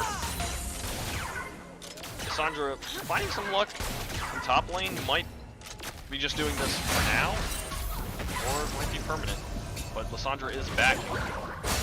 We'll see. We are at 16 minutes. It feels like laning phase is about to break down a little bit. I'm not seeing any towers going down yet, but laning phase should go down pretty soon. This is a pretty long laning phase, to say the least. Top tier 1 for UNA is really low, and mid is just under half, maybe a third health there.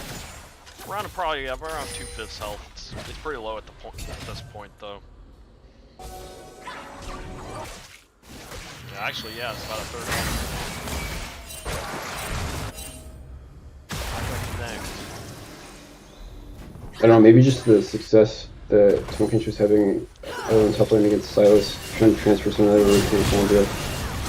Oh my god, so much damage. Yeah. Tristana did nothing there. Down to like a 4th health from the Kaisa. Huge damage. So I was finding some good trades here with Lissandra though, so maybe this lane swap is really bot. Looks like the first tower of the game, yeah, is going to be this bot tier 1. Might be. It is barely. Well, it looks like they are going to shove in and be able to get it. I'm not so sure about this lane swap that they've got going here. The Tristana was really aggressive. And it, wow. So Oh, and the kills. solo kill going over to Kench. Maybe we spoke too soon about the lane swap. Maybe, yeah. I thought for Lissandra starting to suffer there for a second, but in top lane. But Tom Kench was thriving against the Veigar, who's not nearly as mobile as I think J4 is on Rift Herald. He is going on Rift Herald right now. We're not going to see much of a response from the south. They probably don't even know he's there. There's no wards over there. Probably just went over the wall. Let's get mid tier 1. So trades tower for tower, plus a couple kills. Yeah, I am seeing the value wasn't necessarily Lissandra being able to do as much, but against the Silas, but Lissandra's finding trouble against Veigar. Right. Maybe finding trouble here. Might be dead. Silas does the ult, flash out. Maybe. The stun can't get away. He's gonna get the kill. And this shutdown gold over too. But you do not want to get this out of gold. Huge damage. Oh, it has to force out the heal. Can't quite get there just with land. This might be still on. Stays his welcome a little bit, and he is gonna go down. I think that is tonight's theme, is gets a little too aggressive, overstays welcome. We've been saying that a lot, it feels like. And that's not just out of south, that's out of both sides too, so. Yeah. He's going for the Heartsteel stack. Looks like... Just gets jumped on, thrown down, Walker yeah. is gonna go down.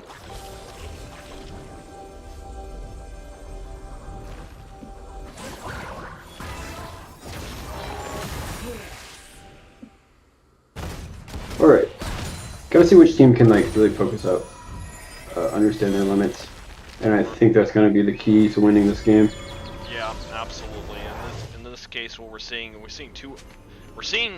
from what we were saying the draft actually, or I guess in the waiting room, was that South has a very tanky team and they're really going all out on that. They're building Heartsteel on both Sejuani and Tom Kench.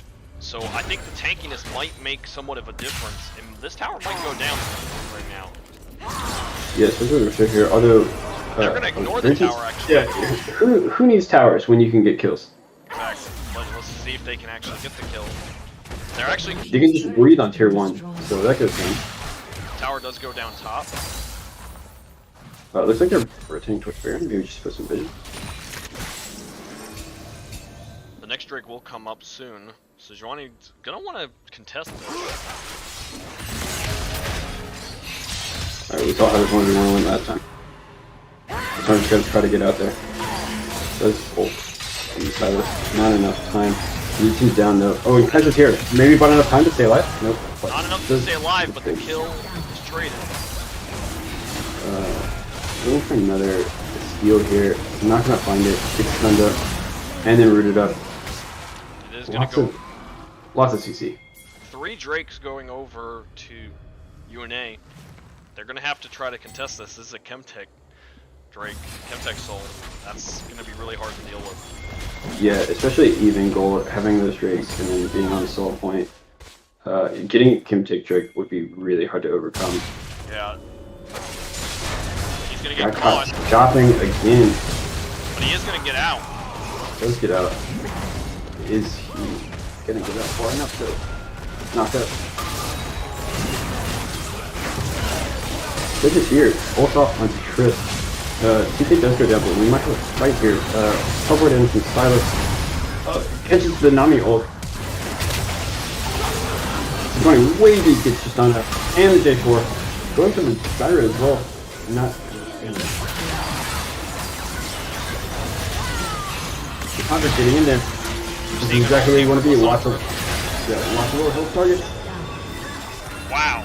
So we're seeing a 4-4-3 trade here.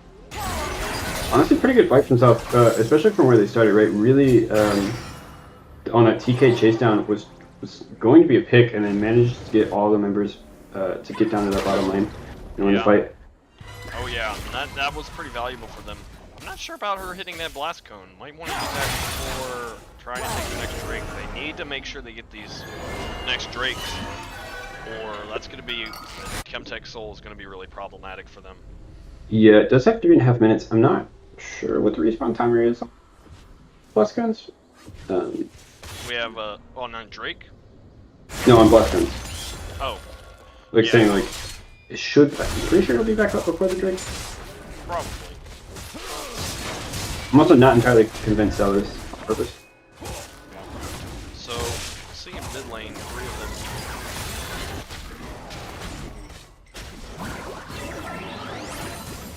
Fighting going on here. Poking, trying to feel each other out. They're trying to pressure the top tower. It's almost down. They know this actually, and I think they're taking advantage of it. J4 is gonna go for this. But Kaisa is gonna respond. Here. Chunk is just so tanky. Kaisa better be careful to stay behind. Nami's here too, but this was the Zyra. Dodges the root. Great ultimate there out of Nami. This is Zyra. Oh, and the Kaisa will go down. He does get the Zyra. The Veigar, if she gets set up, can do so much damage. So we're in a 44 here. J4 going down. They are going to dive it. Just hit the tower once. That's all you have to do. Hit the tower once. They do get it. It goes incredibly well for South. And it looks like super well. They might get a 4th. The all 5 too much. And they get the 5th kill. They kill the entirety of UNA. This is gonna be. Let's see what they get off of it here. Looks like they're gonna try to just push in top, get this tier 2. Zyra is up now. We'll see if she responds top. Looks like she just headed mid. Yeah, I think top 2 is just chalk. Drake in a minute and a half.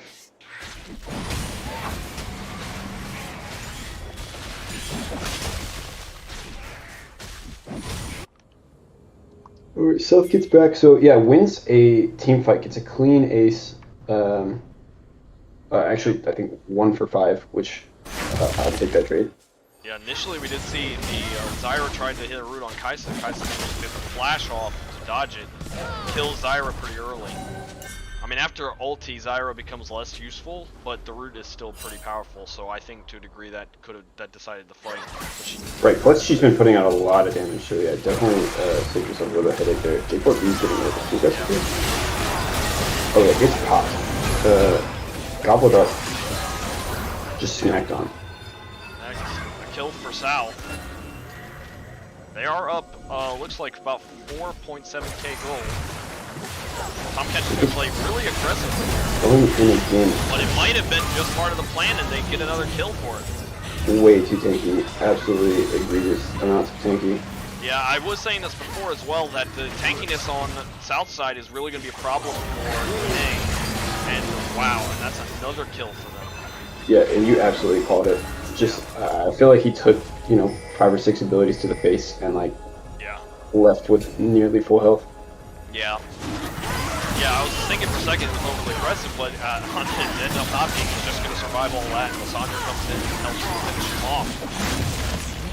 And wow, things are working really well for South. They're getting a lot of picks, and they are also, by the looks of it, they're getting a lot of map control, which is meaning they could be able to just go straight from 0 to 4 breaks and get sold if they play it well. If the game even lasts that long, I mean, if they keep winning team fights like this, they're going to pick up Baron and just, you can march down mid lane and win the game.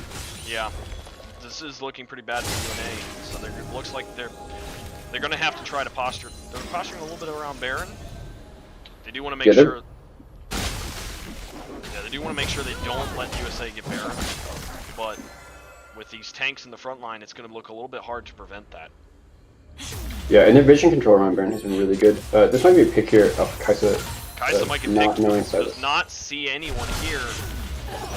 No one around to save him. And it is going to go to UNA. They're going to get Kaisa off. They might try to go for Baron here with Kaisa down. Kaisa being the main source of damage. Yeah, and I think being behind, like, making an aggressive play like this off the pick is exactly what you need to do to stay in the game. Yeah. They are going to respond to it anyway. Vagar is actually not there, and they do get a kill. Yeah, when you're trying to pick things off to make plays, getting picked up yourself is wow. Sejuani just dives in and able to get a kill. It's an absolute slaughter. Maybe that was the whole play. Maybe genius IQ bait, get Kaisa killed intentionally, and then have them go in and lose another fight. Yeah, they definitely drafted that one up before the game. And he's just gonna execute. Vagar just gonna take an execute. Oh, but it's not gonna be an execute. Kaisa's there to say anything about it. Alright, yeah, this is definitely gonna be a Baron. Another ace for USA. Another ace for USA, and this is gonna be a Baron. It's gonna be really hard for them to come back on this one. They're gonna need to deal with like Dragon Soul. If they can stay alive for the next 3 minutes. They do get Baron here. And all 5 members with Baron as well. Yeah, we've seen Navori quick blades on Kaisa, so it could be a lot more damage now.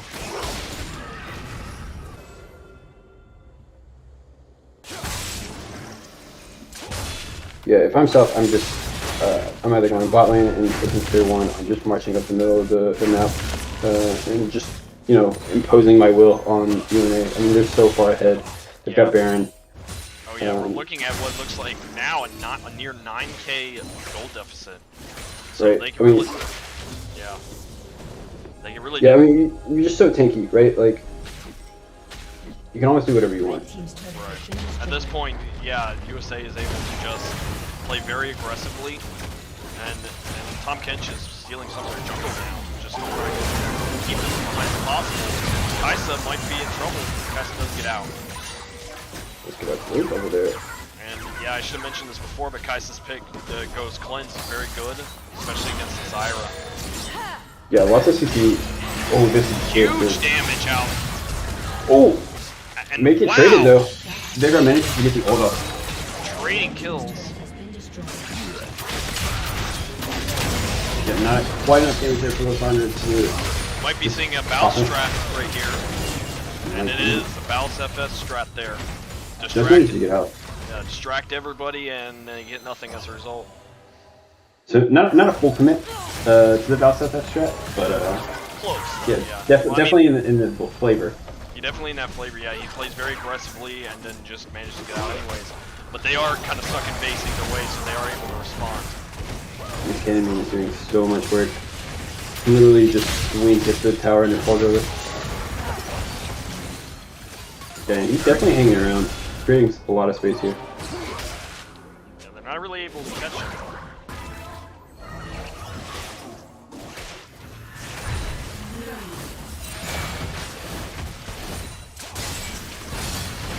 Alright, so that's just resetting, which is probably smart. You're seeing Vagar build. Oh, I forgot the name of the item again. Blighting Jewel. He's looking to go into Void Staff to try to deal with, and Knock Just back. trolling your teammates. I mean, when you're this far ahead, you can kind of do that. Tries to queue. Brandon tries to keep his own teammates. This does not work, unfortunately. Sometimes I wish it did, you know. Yes. No, that would be. I mean, it's unfortunate that South does not have a Nivea so that you can wall off your own teammates. Right. There needs to be more abilities like that where I can just troll my teammates. Absolutely, I would be able to grief on my team a little better. I wish they made griefing a little more advanced. I mean, sometimes the most dangerous player, you know, for you is your teammate. Yeah. Especially in Herb, Nivea is actually very strong against the allied teammates. Wow. Sidwani should not have lived there. That was 3 ultis, I think. And Sejuani still gets out. These tanks are just trying to eat up the ultis there, and then when the fight starts, even with their lead, UNA is just not able to do anything. So I didn't mention this because it was kind of blinking in this, but South does pick up that second stage. Right, it's starting a huge fight.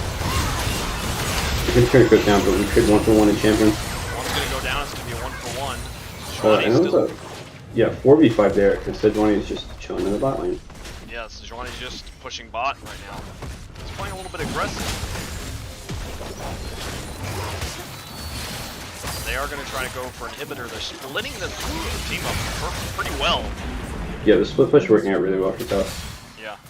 They give up inhibitor to save bottom tier 2, which is a choice. And they're going to lose bottom tier 2 anyway.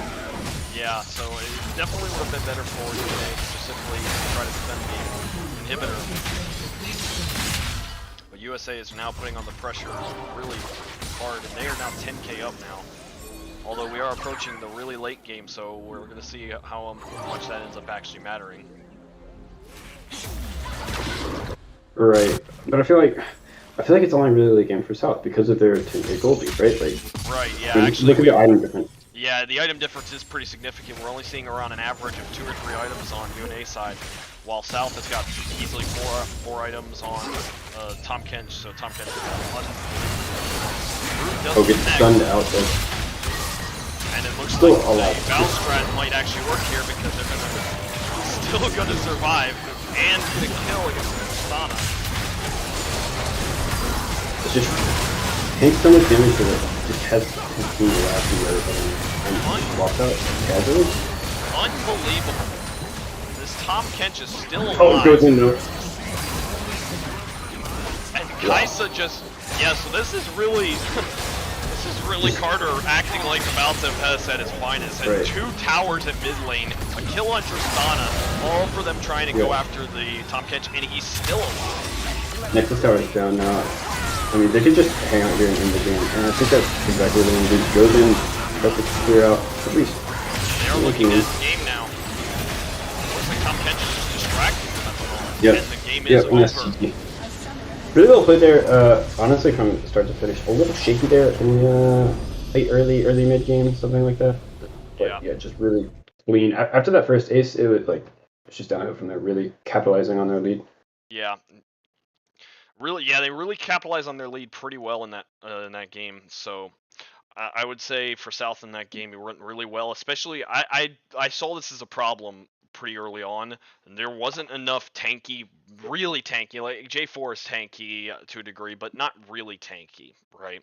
And so we saw such a tanky front line for South. I was thinking in my mind, unless UNA could get pretty far ahead, this is going to be pretty bad for them if they have to deal with these front lines. And Tom Kench unbelievably tanky. Must have tanked 4 players for a solid 7 seconds there. Yeah, that was just that Ironheart or whatever. That item is Flame Heart. What does it do again? It provides infinite amounts of health and. Oh yeah, it's Heartsteel. Heartsteel, yeah. Yeah, they had 2 Heartsteals on their team. They were really capitalizing on their tank differences there just to get as much health as possible, and it really ended up paying off with Tom Kench. And so obviously this game is proof that Heartsteel is broken right now. Yeah. Really works pretty well on a lot of champions. To the point I've actually started to see Heartsteel sometimes being used. Let me check something real quick. Okay, audio is working. Good. We don't want to have that same mistake again. But it's to the point I've almost seen Heartsteel being used a couple times on ADCs. A little ridiculous, but to some degree it works actually. I've seen Vayne with Heartsteel. I don't know about that one necessarily, but it is what I mean. If Vayne can get a lot of attack speed, doesn't matter either way. Right. I'm interested to see if Tom Kinch gets banned. Teams having their win with Tom Kinch. So Yeah. Okay. And let's see, we do have the draft, I believe. Almost coming up. Not quite yet. But yeah, I do believe that there's a good chance we're going to see Tom Kench get banned in this game. But the other possibility is that they're simply going to, they might pick him themselves, or they might just go a tankier team on UNA side just to deal with that, because if they had tanks as well, it just matches with Tom Kench and they can ban more important champions. right. Interesting to see USA on red side here. All right. Having played the first 2 games on blue. Yeah, we are seeing, and with the drafting phase does start, Aurelian Soul banned, Vi banned on USA side. Okay, looks like UNA just the same first couple bans. Same with South banning out by banning out the Sejuani here. Yep, we are seeing they are banning Sejuani on USA side. I kind of get the reason for this ban. They either want to pick it or they don't want to deal with it. But yeah, so they're definitely gonna get rid of her unless they're planning on playing her. All right, and this is where we see if Tom Kinch gets banned out or not, because UNA with the first pick. They haven't banned Tom Kinch yet. I didn't think they would, but I do think they were going to try to compensate a little better, pick a tankier team, because I think the tanks in the last game is really what ended up being the problem for UNA, just not having enough tankiness and frontlining to deal with USA. Right, that's what I'm saying. Like, I think, okay, UNA going back to the J4. J4 being picked again.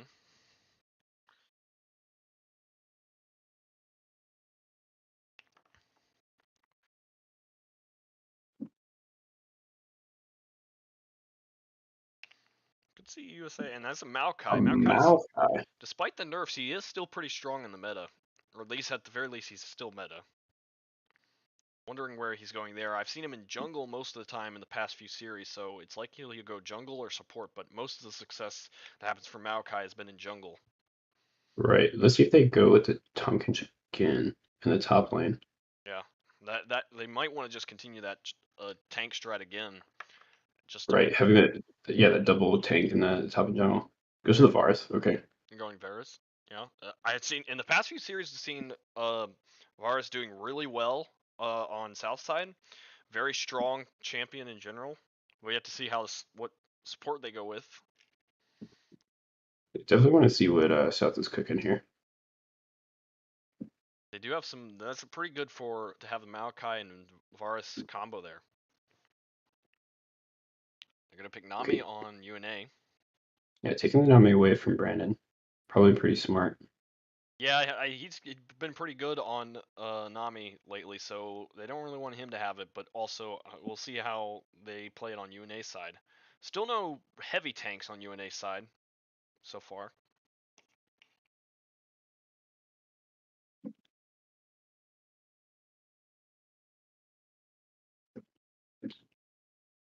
Going for the Ashe. Okay. Got a lot of CC in the bot lane. A lot of CC there, yeah. So that's gonna be hard to deal with. We'll see how USA responds to this.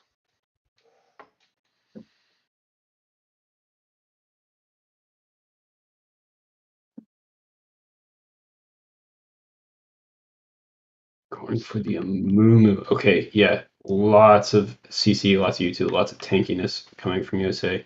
Yeah, they're definitely seeing the value of having a tanky and high disabled team, especially with Amumu, Varus, and the Maokai.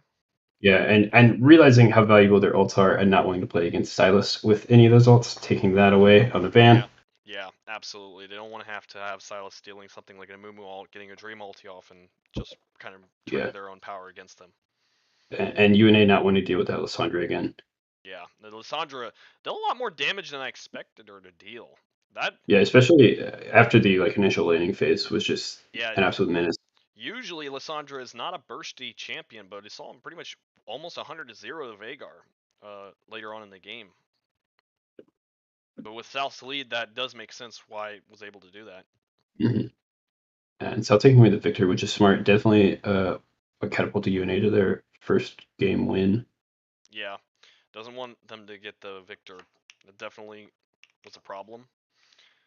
I did see kind of, I guess, in the past 2 games, we kind of saw South mimic UNA's strategy because UNA had a much more bruising team than bruiser-based team than South did, and now South has been playing the last game with tanky bruisers, and now this game we're seeing Maokai and Amumu being picked.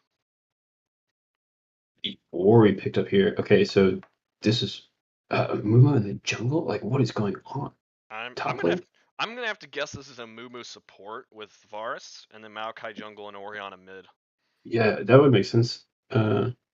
Yeah, and I don't think South has. I think South has picked Maokai once support, but mostly I think in the games I've seen it's been Maokai jungle. In the jungle, and the Renekton coming back. Definitely a huge influence in the first game for UNA. Don't mind this pick at all. Yeah, but it was a huge influence in the first game. I think partly because originally they were playing against. It was a J4 versus Renekton, and I don't think J4 wins that. But now we'll see what they pick top lane if top lane is not Maokai or Mumu. And the Swain coming out too, probably in the mid lane here. Probably mid lane, yeah.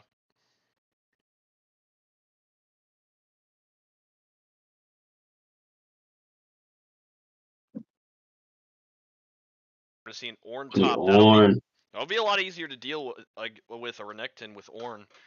Yeah. Flame Breath. Surprise. Go ahead.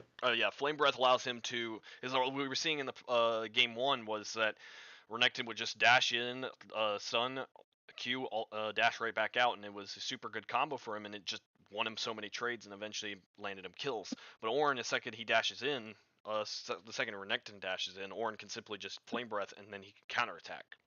Right. Or even just dash out, knock up or something. Yeah. So surprised to see both teams move away from Tahm Kench here after being so influential in both UNA's win and South's win. Yeah.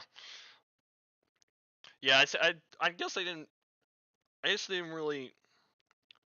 I mean, well, Tahm Kench has been pretty influential, but I think the main idea though is that they want some good tanks. They want somebody with disables that's really tanky. Ornn is one of those champions that's kind of like Tahm Kench is just almost unkillable late game. Mm-hmm. Especially Ornn though. Ornn might actually be even more unkillable because he scales with armor items, armor magic resistance, and they are going to be able to secure a pretty decent late game because of Ornn. Yeah, I mean, I don't hate the Ornn pick. I think it's actually probably pretty good. Just surprising to see both teams go no, I'm good. Yeah, it's a little bit different than what we've been seeing in the past few games. I mean, honestly, not the most exciting champion to play, so. Yeah, Ornn can have some pretty good cool plays though. I'm seeing a massive combo though here. I mean, if you see an Orianna ult into a Mumu ult into Ornn ult and Maokai ult and Varus. Yeah, definitely a wombo combo potentially here. Yeah, we could see an absolutely massive wombo combo coming from South. We also do see from UNA though some wombo combo potential more. I think their gameplay is going to be a little bit more consistent. Yeah, they're going to look for smaller, scrappier team fights, I think, whereas South is going to try to 5v5 as much as possible. Right, with their team fighting potential on South side, they're going to want to try to start a lot of fights. And Varus does scale pretty well in this game. Probably he's going to end up going lethality, although I may have seen this before. AP Varus is pretty strong in general. I mean, 65% magic. I've seen him one-shot Cho'Gath before. It's unreal with the magic build, but we'll see what he ends up building.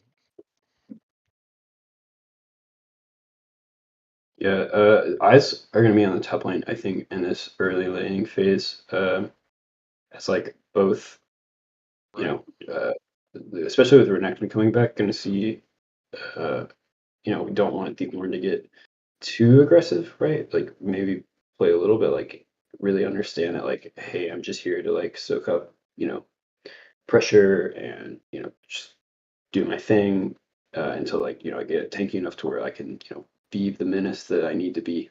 Yeah, absolutely. Yeah, Whereas like Renekton's like, no, I want to fight you all the time, right now.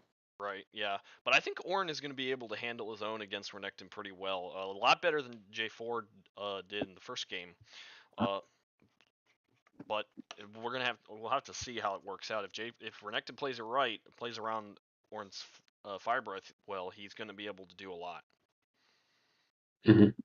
But Ornn is a lot tankier than J4, so even if Ornn does get hit by a trade, might be fine, right? And he also has the added advantage that he can forge items on the field, so he could end up getting his item and just not having to leave. And this could be a problem for Renekton.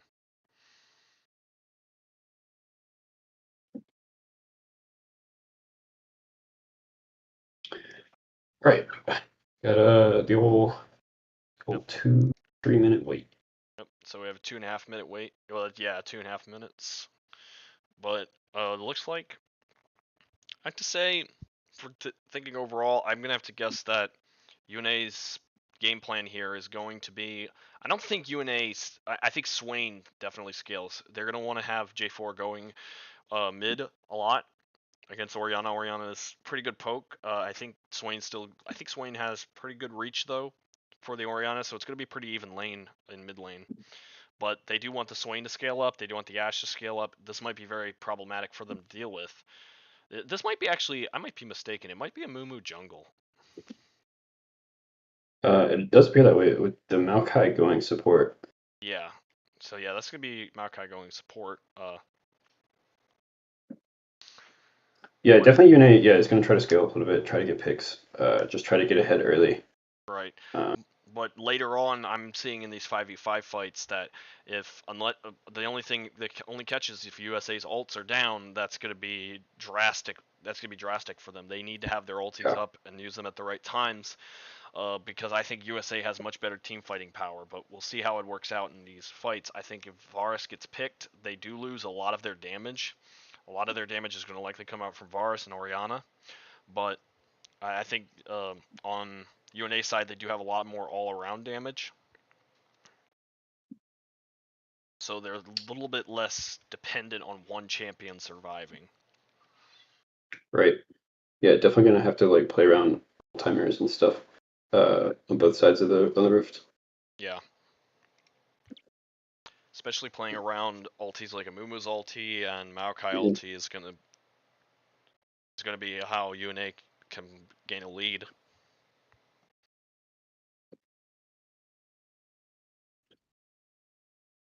Well, I just hope both teams have fun.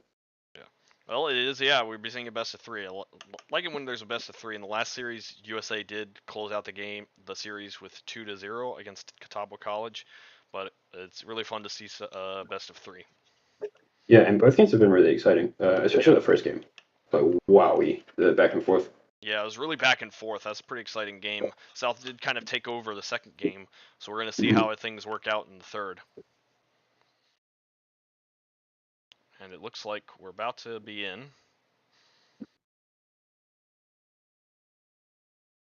Trying to dodge the Shadow Realm allegations.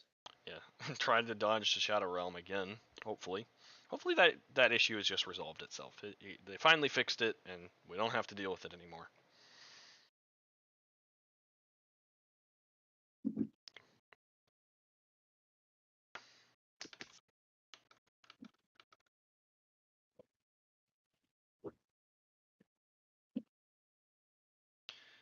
And I guess we can go ahead and do a skin rating. Who has the best skins here?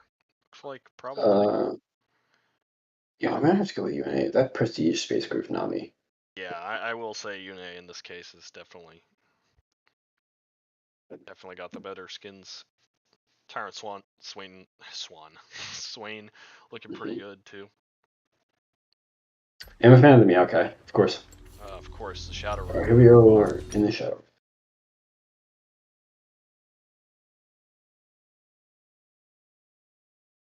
It happens.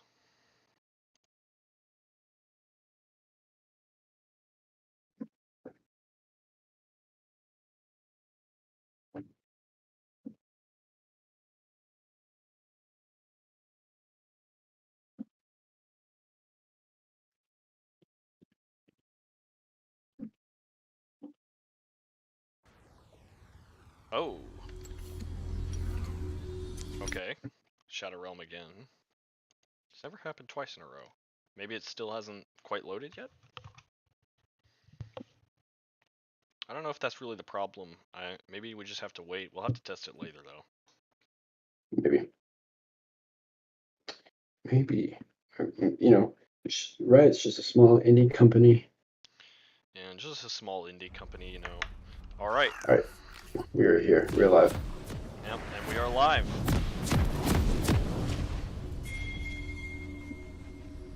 So,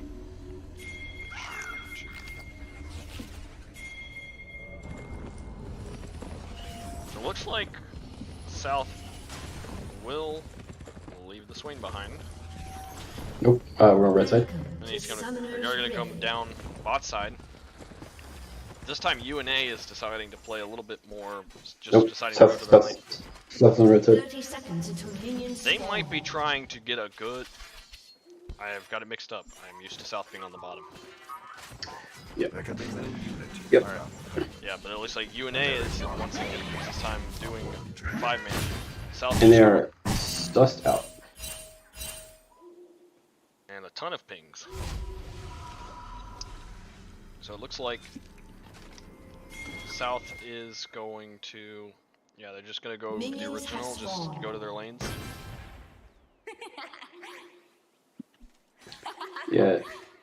Yeah, it looks like UNA not finding any success in that bottom tri-bush. Yeah. Well, it was Awareness a is good the try, key to but victory. Be sure you never let your guard down. they did. I guess from the first game, once they got that good trade off for 2-for-1, they just decided, well, I guess we'll try it again, see if it works. There's not really much consequence in trying it. If South does something wrong, it's in their favor. Good trade from UNA.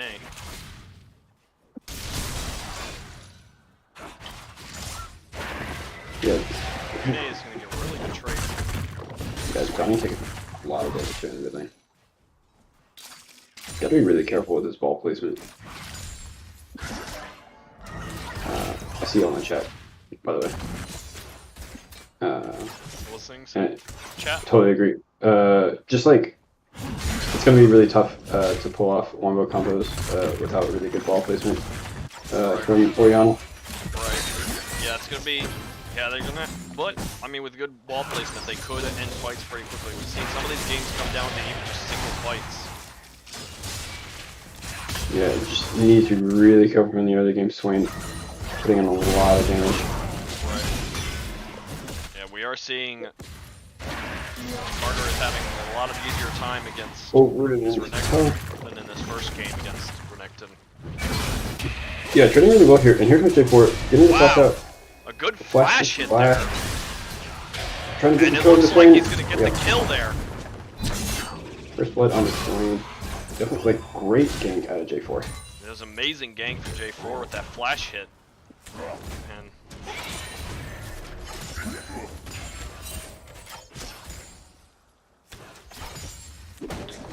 There's not much doing there in the bottom lane. Just a little bit of farming. mostly, yeah, pretty passive lane here. They are starting to fight a little bit. Nami's just playing pretty aggressive. Yeah. Kind of hard to get kill pressure in the bot lane, I feel like, this time. Maokai has a root bubble out of Nami, but like, other than that, it's really hard. You don't have a... None of these ADCs are mobile, so it's going to be hard to follow up on anything. Right, and bottom lane is sort of just going to be kind of passive. Carter's just pushing it into their tower, to Renekton's tower. Yeah, just really doing everything he wants. Yeah, he's really good. Does get the scuttle on UNA side. Yeah, and I'm in some trouble here. And they just... They're going to get Take it a look. through. Maybe I should have seen about kill pressure. And it looks like, yeah, it looks like Jackie is going to go down. Yeah, a little too aggressive going on from Nami instead of the Ashe. And Ashe just free hitting essentially. Yeah, they play pretty aggressively down there, but Ashe is kind of champion that just can run you down non-stop. Yeah, especially with all the slows coming out of her W and her auto attacks. Yeah. Yeah. Jack hadn't gotten hit by the bubble, it might have gone a lot differently in that fight. Ornn having a good time though. You weren't lying about that flame breath. It's doing a lot of work for Ornn. Yeah, this Renekton is just being pushed right into his tower. He's not really able to do much. We've also seen South play pretty well from behind in the first game. So, I mean, obviously, like, this is ideal. It's not what you want. But definitely has the ability to make plays and make things happen. Right. Looks like this might be an attempt to gank, but he's just going to deward him here. Yeah, J4 is just going to have vision. Trying to get some vision around Drake. Couple question mark things going on in the bottom river here.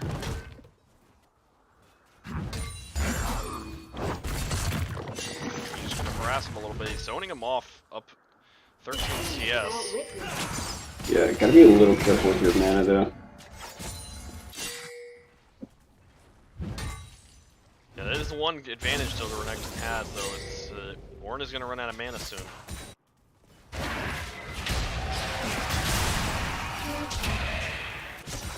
A lot of hits from that E from Renekton, from Swain. Yeah, just really like pushing his weight around. I don't.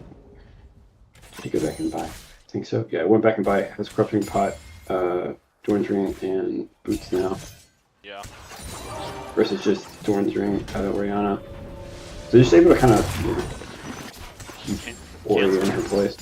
Cancels the back. Yeah, this Renekton is not having a good time. We'll see how this kind of translates into mid game. What Renekton's going to be able to do if he is not able to do much early. Yeah, definitely gonna need some help getting the ball rolling. Surprised J4 hasn't gone up there. Ornn has been pushed up the entire time. Yeah, he's had it pushed up non-stop this whole lane, and he's just keeping him from really being able to do anything. Swing ult out early. J4 is here. This might be another kill on Orianna. Orianna uses her ult. So an ult for an ult. Orianna will have to use that. Able to get away. Has to burn Ghost though. Let me do a little comparison here. Looks like relatively the same cooldowns, so pretty even trade there. But they also draw J4's attention. J4 is gonna solo the Drake again. Yeah, really no reason not to.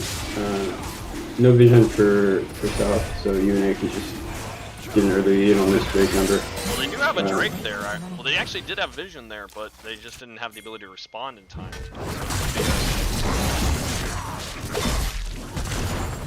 Yeah, that's just good map awareness from Yeah, the J4 does.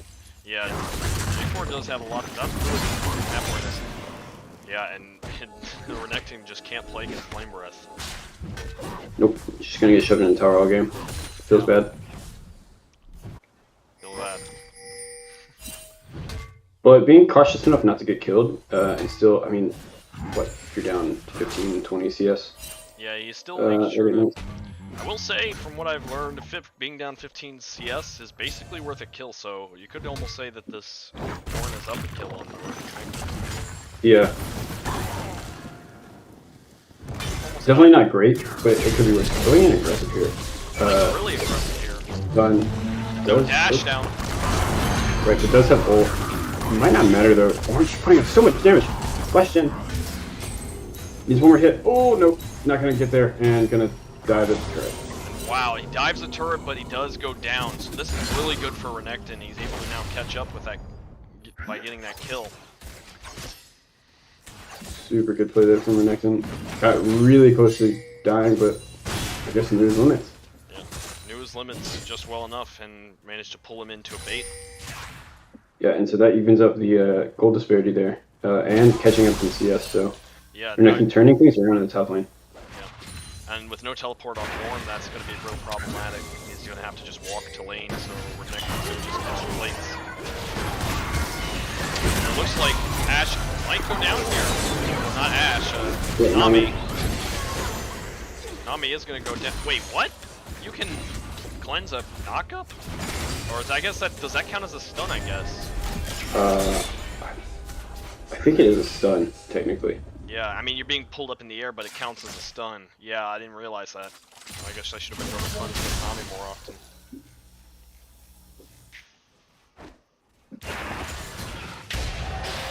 The kill going into Lumo is suboptimal though. Oriana in trouble here, facing Swain ult. Does have her ult though. Doesn't look like, oh, got through the game, might need it here. Has to flash away. Dies. Still dies in the process though. But this push from Renekton does, it ends up bouncing back, so he ends up just getting 2 plates. So, I'd say it's pretty even for up in top lane. Yeah. Yeah, it seems to be the only bright light here for Stealth. Is his top lane. Yeah. Especially with that kill going into a movement in the bot lane. Yeah. The bombing Bramble Fist. Yeah. It's gotta feel so bad for Renekton. Yeah, I mean, even when Ornn's abilities are down, he's still able to take him on. Oh, Moon's in such trouble here. Not the most efficient way, but he could have just dropped the E first and then knocked him up, but he does still kill him. Perfectly timed. Yeah, great knock at everyone. Force up the ult. Or something kind of managed to hit J4. Might actually get away here. No ult on J4, he's probably... Yeah, it looks like Carter's gonna get away.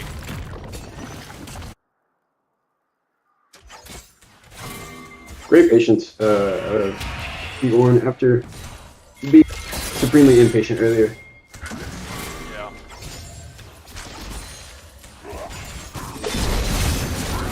Wow, he does stun. And it looks like he on might the way, be in... but... Oh, and misuses ulti. If we're still here. It looks like it won't come to fruition. Yeah, both teams just walking away from that. What's the risky?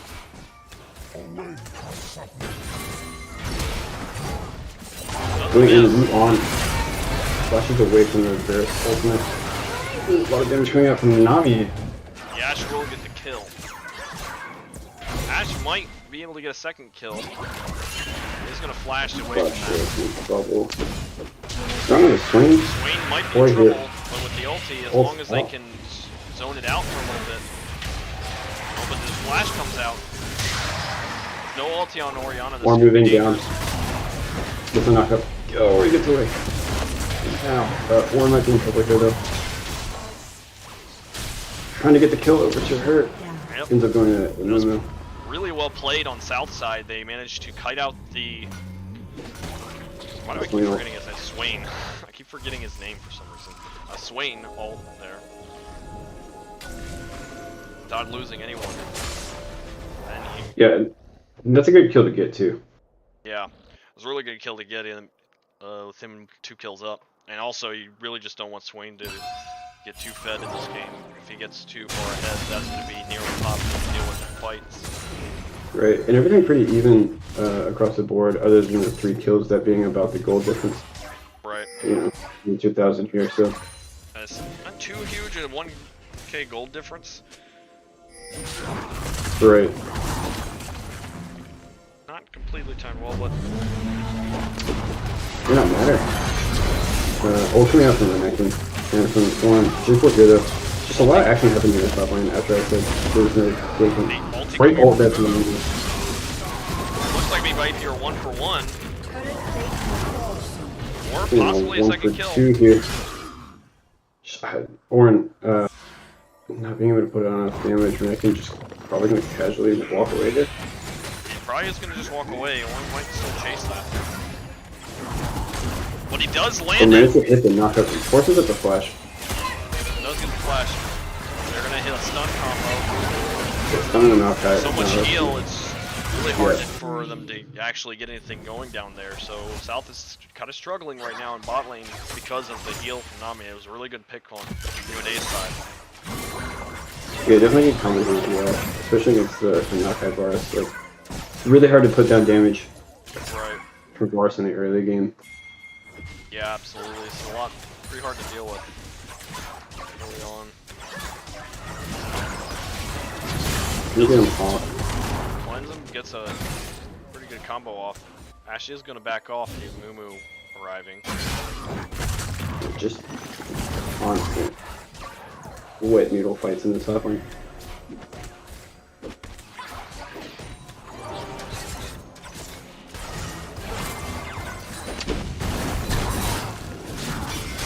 That's tough. Come on, end it. Everybody fighting. No kills. No kills, but everybody is fighting a lot.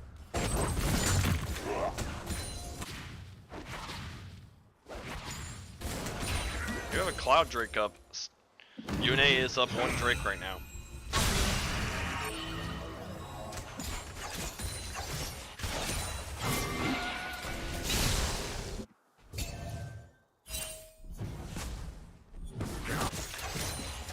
Renekton has been playing pretty well.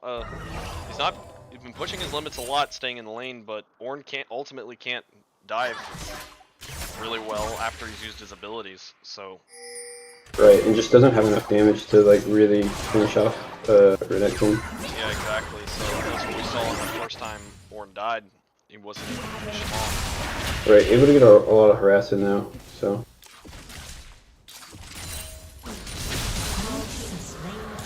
They are going to get another Drake on UNA's side, just solo. I don't think South is contesting these Drakes enough. Yeah, I'm inclined to agree. I feel like, especially because like J4 has gone solo. Yeah. You know, the last 2 games. Yeah, he's been doing the solo the entire time, and South is just not really contesting the Drakes enough.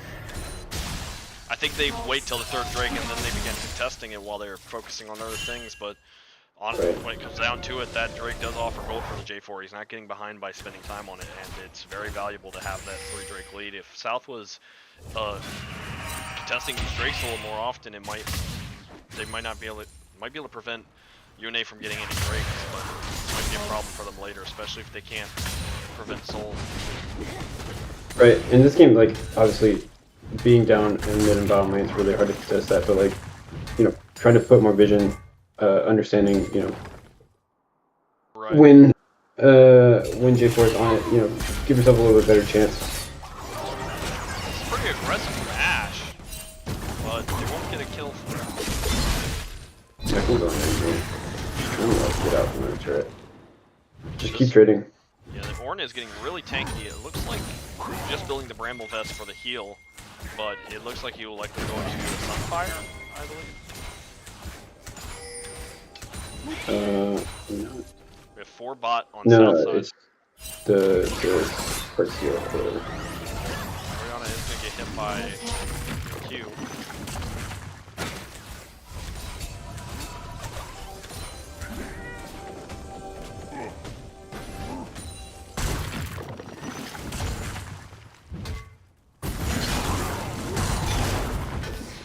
Knock up here. Ultimately going into nothing. Okay, getting aggressive here, ulting in. I would have Still doesn't expected go him into to tower. flash here, but you see Orb. Yeah, ult out. Well timed. But still, like, fighting under tower, it's so dangerous. J4 Yeah. coming up river too. J4 coming up river.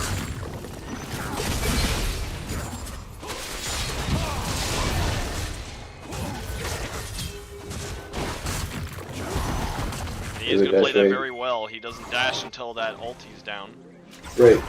Just, and too tanky for either Renekton was too low to get in there and J4 just didn't have enough damage. Yeah. Alright, after a pretty hectic first 13 minutes has been rather slow. He almost could have land that. That would have been Yes, death, Slant probably. wants to go. This might be tower. This is likely tower. Orianna's playing a dangerous game right now. Move here. It looks like Massive, yeah. Orianna will go down.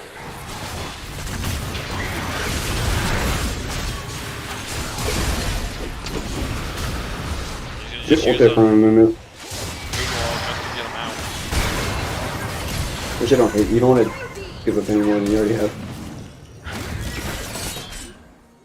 Varus getting really close to a kill here on Ashe.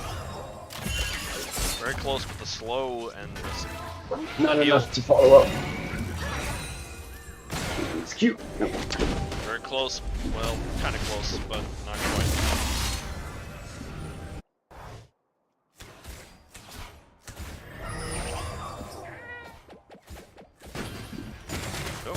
Varus ult up. No Ash Arrow either.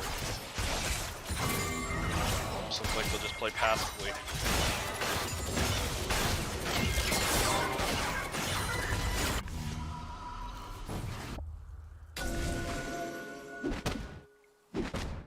Alright, Baron is now on the table, a minute till the next break.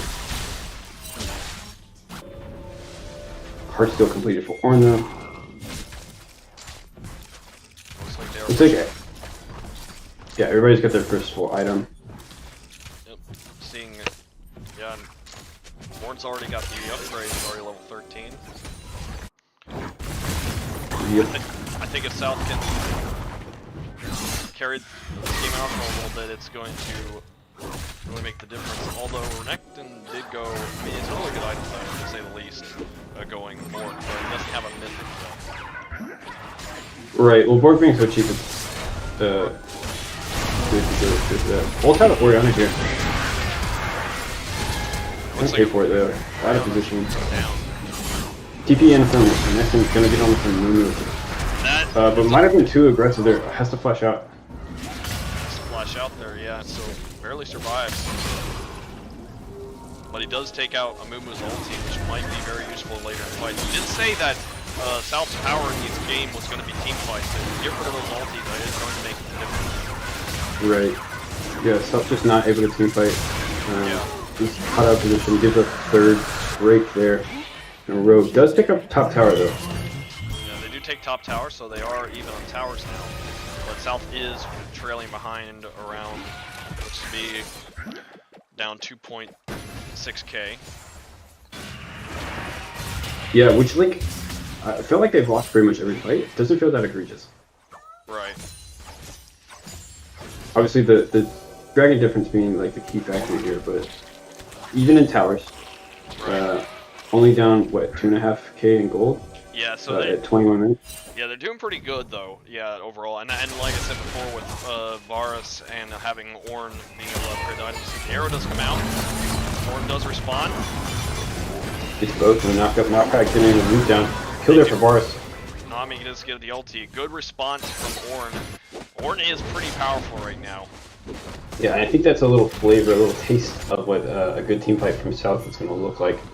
Right, yeah, we're seeing a little bit of a sprinkle there, but yeah, their team fighting power is really good, good in these fights. They're struggling a little bit in some of the other lanes, but overall, once some big team fight starts, it's going to make a difference, which I think is why Renekton might be pushing top right now. Ornn versus J4 here around Raptors. Renekton does get the top tier too.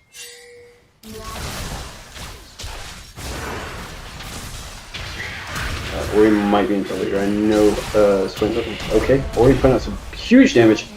Swing's whiffing on everything. Wins the 1v1 despite being way down. And getting the flash out from Swain. Yeah, really well played going towards the blue side of the map. Amumu going deep here, gets the all time to Nami. Trades. Trades for a kill. They're all stuck in the Cataclysm, but it doesn't make a difference. They do survive. Yeah, J4 has maybe bitten up a little like Q, trapping all three champs on the Cataclysm with him. Right. Yeah. But in that case, the Nami down, they really couldn't combo it super well.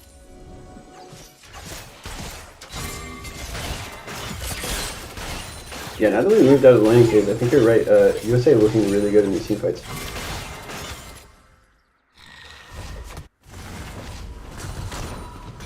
Still down in gold, but starting to win some fights. Gotta keep an eye on that dragon timer. We got 2 minutes 20 seconds ish. Dragon timer looks like we're at 2 minutes and 15 right now. So it looks like, yeah, that is the one problem that we are seeing. A lot of sustain coming in for a soul, so South really needs to contest this next straight. Right, especially with the team that already has so much sustain between Swain and Nami. Arrow comes out, connects, but it is against Maokai. We'll see how this ends up working out. Right. Looks like he's able to get out. Seeing a Little fight top. Everywhere. Renekton is starting to get pretty strong. Yeah. see kind of an outplay there for... Little dosey there, a little heavy feet there. Oh, he does miss this, though. Flashes out, but I don't think it's going to be enough. Still alive. Manages to get away. Manages to get away just barely. J4 not really able to connect. He does connect with Cataclysm. Yeah, and as far as, I mean, that is a squishy man, and he's dead. Yeah, I think Mars there was trying to, didn't really think he could get away, so he's just going to try to possibly get him killing somebody else, but it doesn't work out.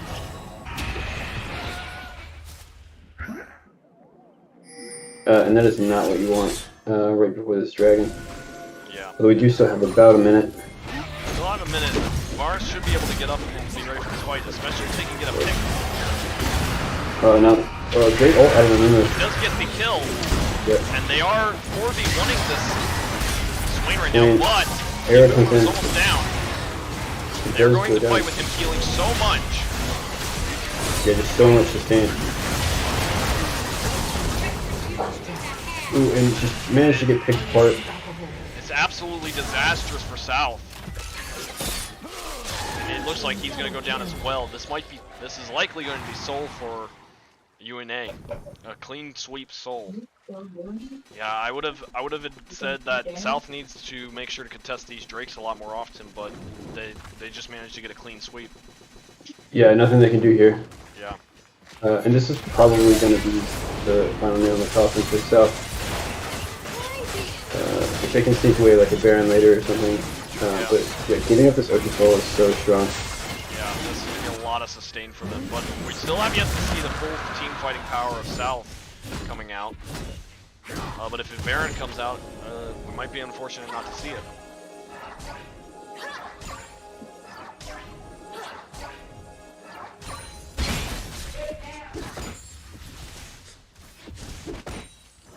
Yeah, and that Ocean Soul is so good for Swain too, and for Renekton. Yeah, especially Swain in these fights. He's going to be able to heal the entire fight, and he's going to find so much value in that.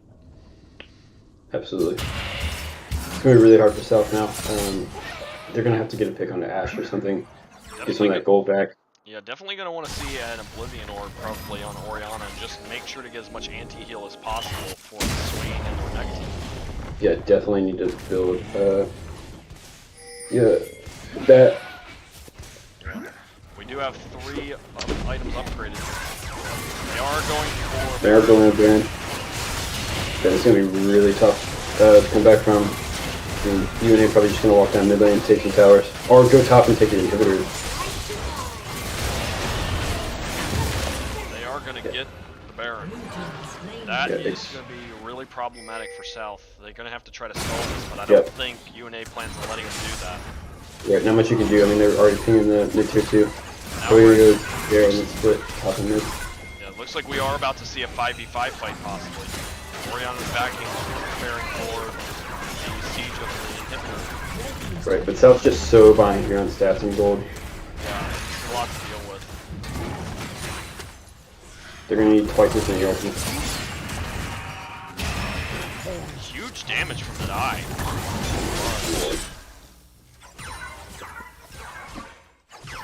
Yeah, just letting Renekton split push on top lane, trying to get that inhibitor.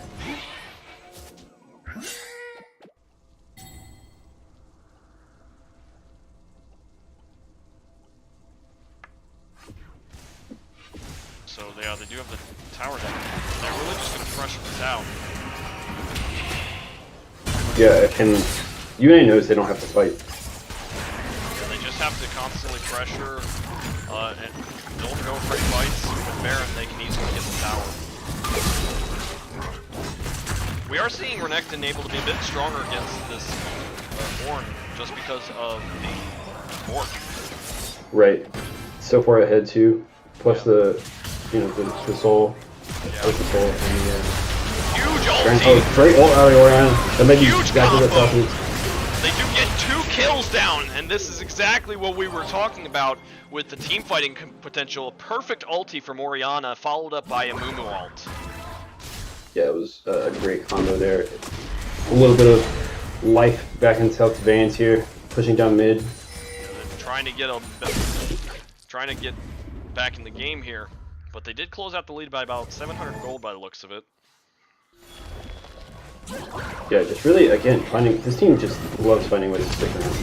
It's fun to take hold here. My time to fight is like, teleport in from Orn. Lars does end up going down. Oh, so much healing though. So much healing though. Huge damage though. But this Yeah, no, Renekton Renekton's is very great. strong. And it's gonna go from south to south pretty quickly. And Yeah, just unlucky. Just extended their advantage a little too much. a little bit too much. They wanted to get the power, but with Renekton being so strong right now, that just ended up being not going well for them. Especially with that soul. I think the soul ended up being critical in these fights as well. So much healing on Jarvan. It almost killed him, but they just couldn't quite close him out. Couldn't close it out, yeah, and that's what ended up being a mistake there. And I don't even think he faced any stacks of full health. They still have the Baron buff. The Baron buff is going away. Yeah, but getting to hits off that. Looks like they might try to pressure for the end. But they are able to defend. Alright, yeah, just gonna play it safe here. Gonna back off, reset. Yeah, Elder Dragon in a minute and a half. yeah. You can reset. You just got a bunch of gold. Spend your money. Yeah. Come back. Get Elder Dragon. Flip up the game. I'm questioning this Renan's Hurricane on Varus. I don't know if that was the way to go in this one. Yeah, definitely need more, like, life Yeah. stopping. I can't remember the name of the stat. Yeah. But I don't know how well. I think you probably would have done better in this game just to have some tank busting. Especially a Bork might not be bad on Varus, just for the Swain especially. Swain is probably one of the biggest threats here. We might see a 4v5, 4v4 fight. He does get an ulti. Makai ulti 2, Moon goes one way, the rest of the team goes the other. Trying to fight off this Renekton. Renekton literally 1v3 in here. Huge damage from Renekton. Absolutely. Yeah, quite literally just 1v3ing at this point. But he might get caught from behind, but so is South. Yeah, turning back on the Nami, probably the wise choice, although Ash just dealing up so much damage. It looks like Mumu is going to go down. This is going wrong for South really quickly. Yeah, so much damage. And he's just not able to take him out.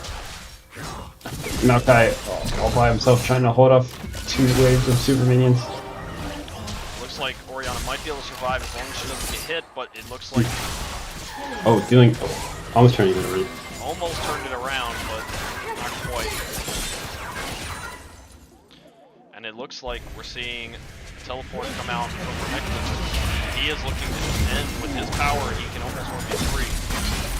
Well, actually, he did 1v3. I mean, I certainly could 1v2. They are under tower right now. Swain taking a lot of damage.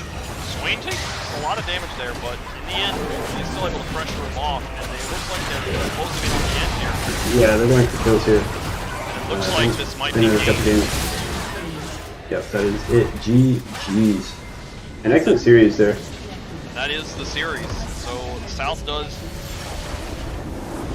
does lose the series to North Alabama.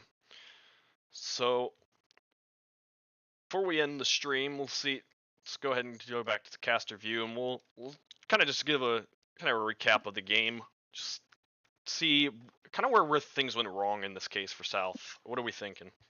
Well, if there's one piece of advice I would give South is to look at film and try to understand when you are being over-aggressive, right? The amount of times that they won a team fight from behind and then tried to push it a little too far, right? Especially in the first and the second game, or the third game rather. Really, is what I think really lost in the series, because especially in that first game, right? They would get ahead, or they would win a team fight and then they would try to push for a little bit too much, right? Maybe dial back the aggression, especially when you're down, Right. and you just want to fight, right? You want to be aggressive to engage and win that first fight, but once you do that, know your limits Right. Once they won that fight, it was really good for them. They caught up in gold, but then they basically just gave that win back to UNA, and so it didn't end up working in their favor. After a lot of these wins, they would go for more aggressive fights. It didn't end up working in their favor.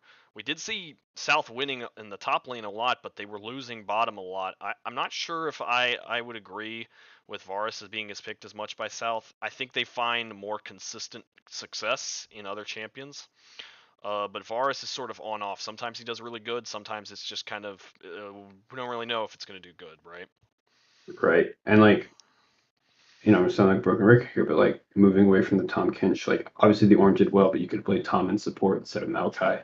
I think you would have a little bit stronger of a team comp there. Yeah, I don't think Maokai support was necessarily the best pick here. I would have gone into something probably more of a range support, possibly something like let's try to think of supports off the top of my head. But something more longer range, kind of mimic what UNA was doing in those fights, but the Right. If you want to like keep the wombo combo potential, you could have like Zyra or Annie or something like right that you Zyra. can. Yeah, Zyra would have been really good in that game, especially for bot lane, because she just deals so much damage, and it just even with the Nami heal, it doesn't matter. You have the root, you have the ulti. There's a lot of protection.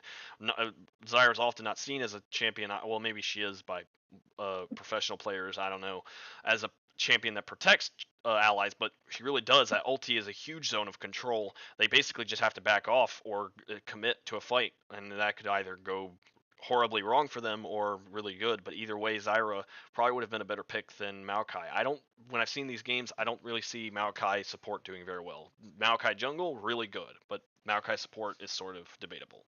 Yeah, and I get you're going for that wombo combo. Right. But maybe they just like overcommitted. Right.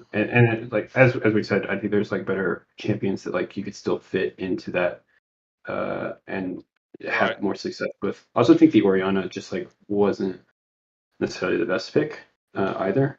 Right. I think Um, I get the idea is sort of like what we were saying before, the wombo combo, but in the end of just being going for the wombo combo isn't necessarily the best. I mean, it was pretty good, but I think they would have done better to have a little more damage on their team. I think Varus was not ahead enough to be able to deal damage. The problem what I was seeing in some of these games on both sides actually is they would only have one really significantly high damage champion, and the rest of the team would be either bruisers or something like that. And I think both teams would have done better to always have two champions that deal pretty good damage, just in case the other one doesn't do as well, right? yeah, totally agree. Yeah. All right. Well, it looks like that's going to wrap up our stream. In that case, we will see you guys in the next stream. Have a great day.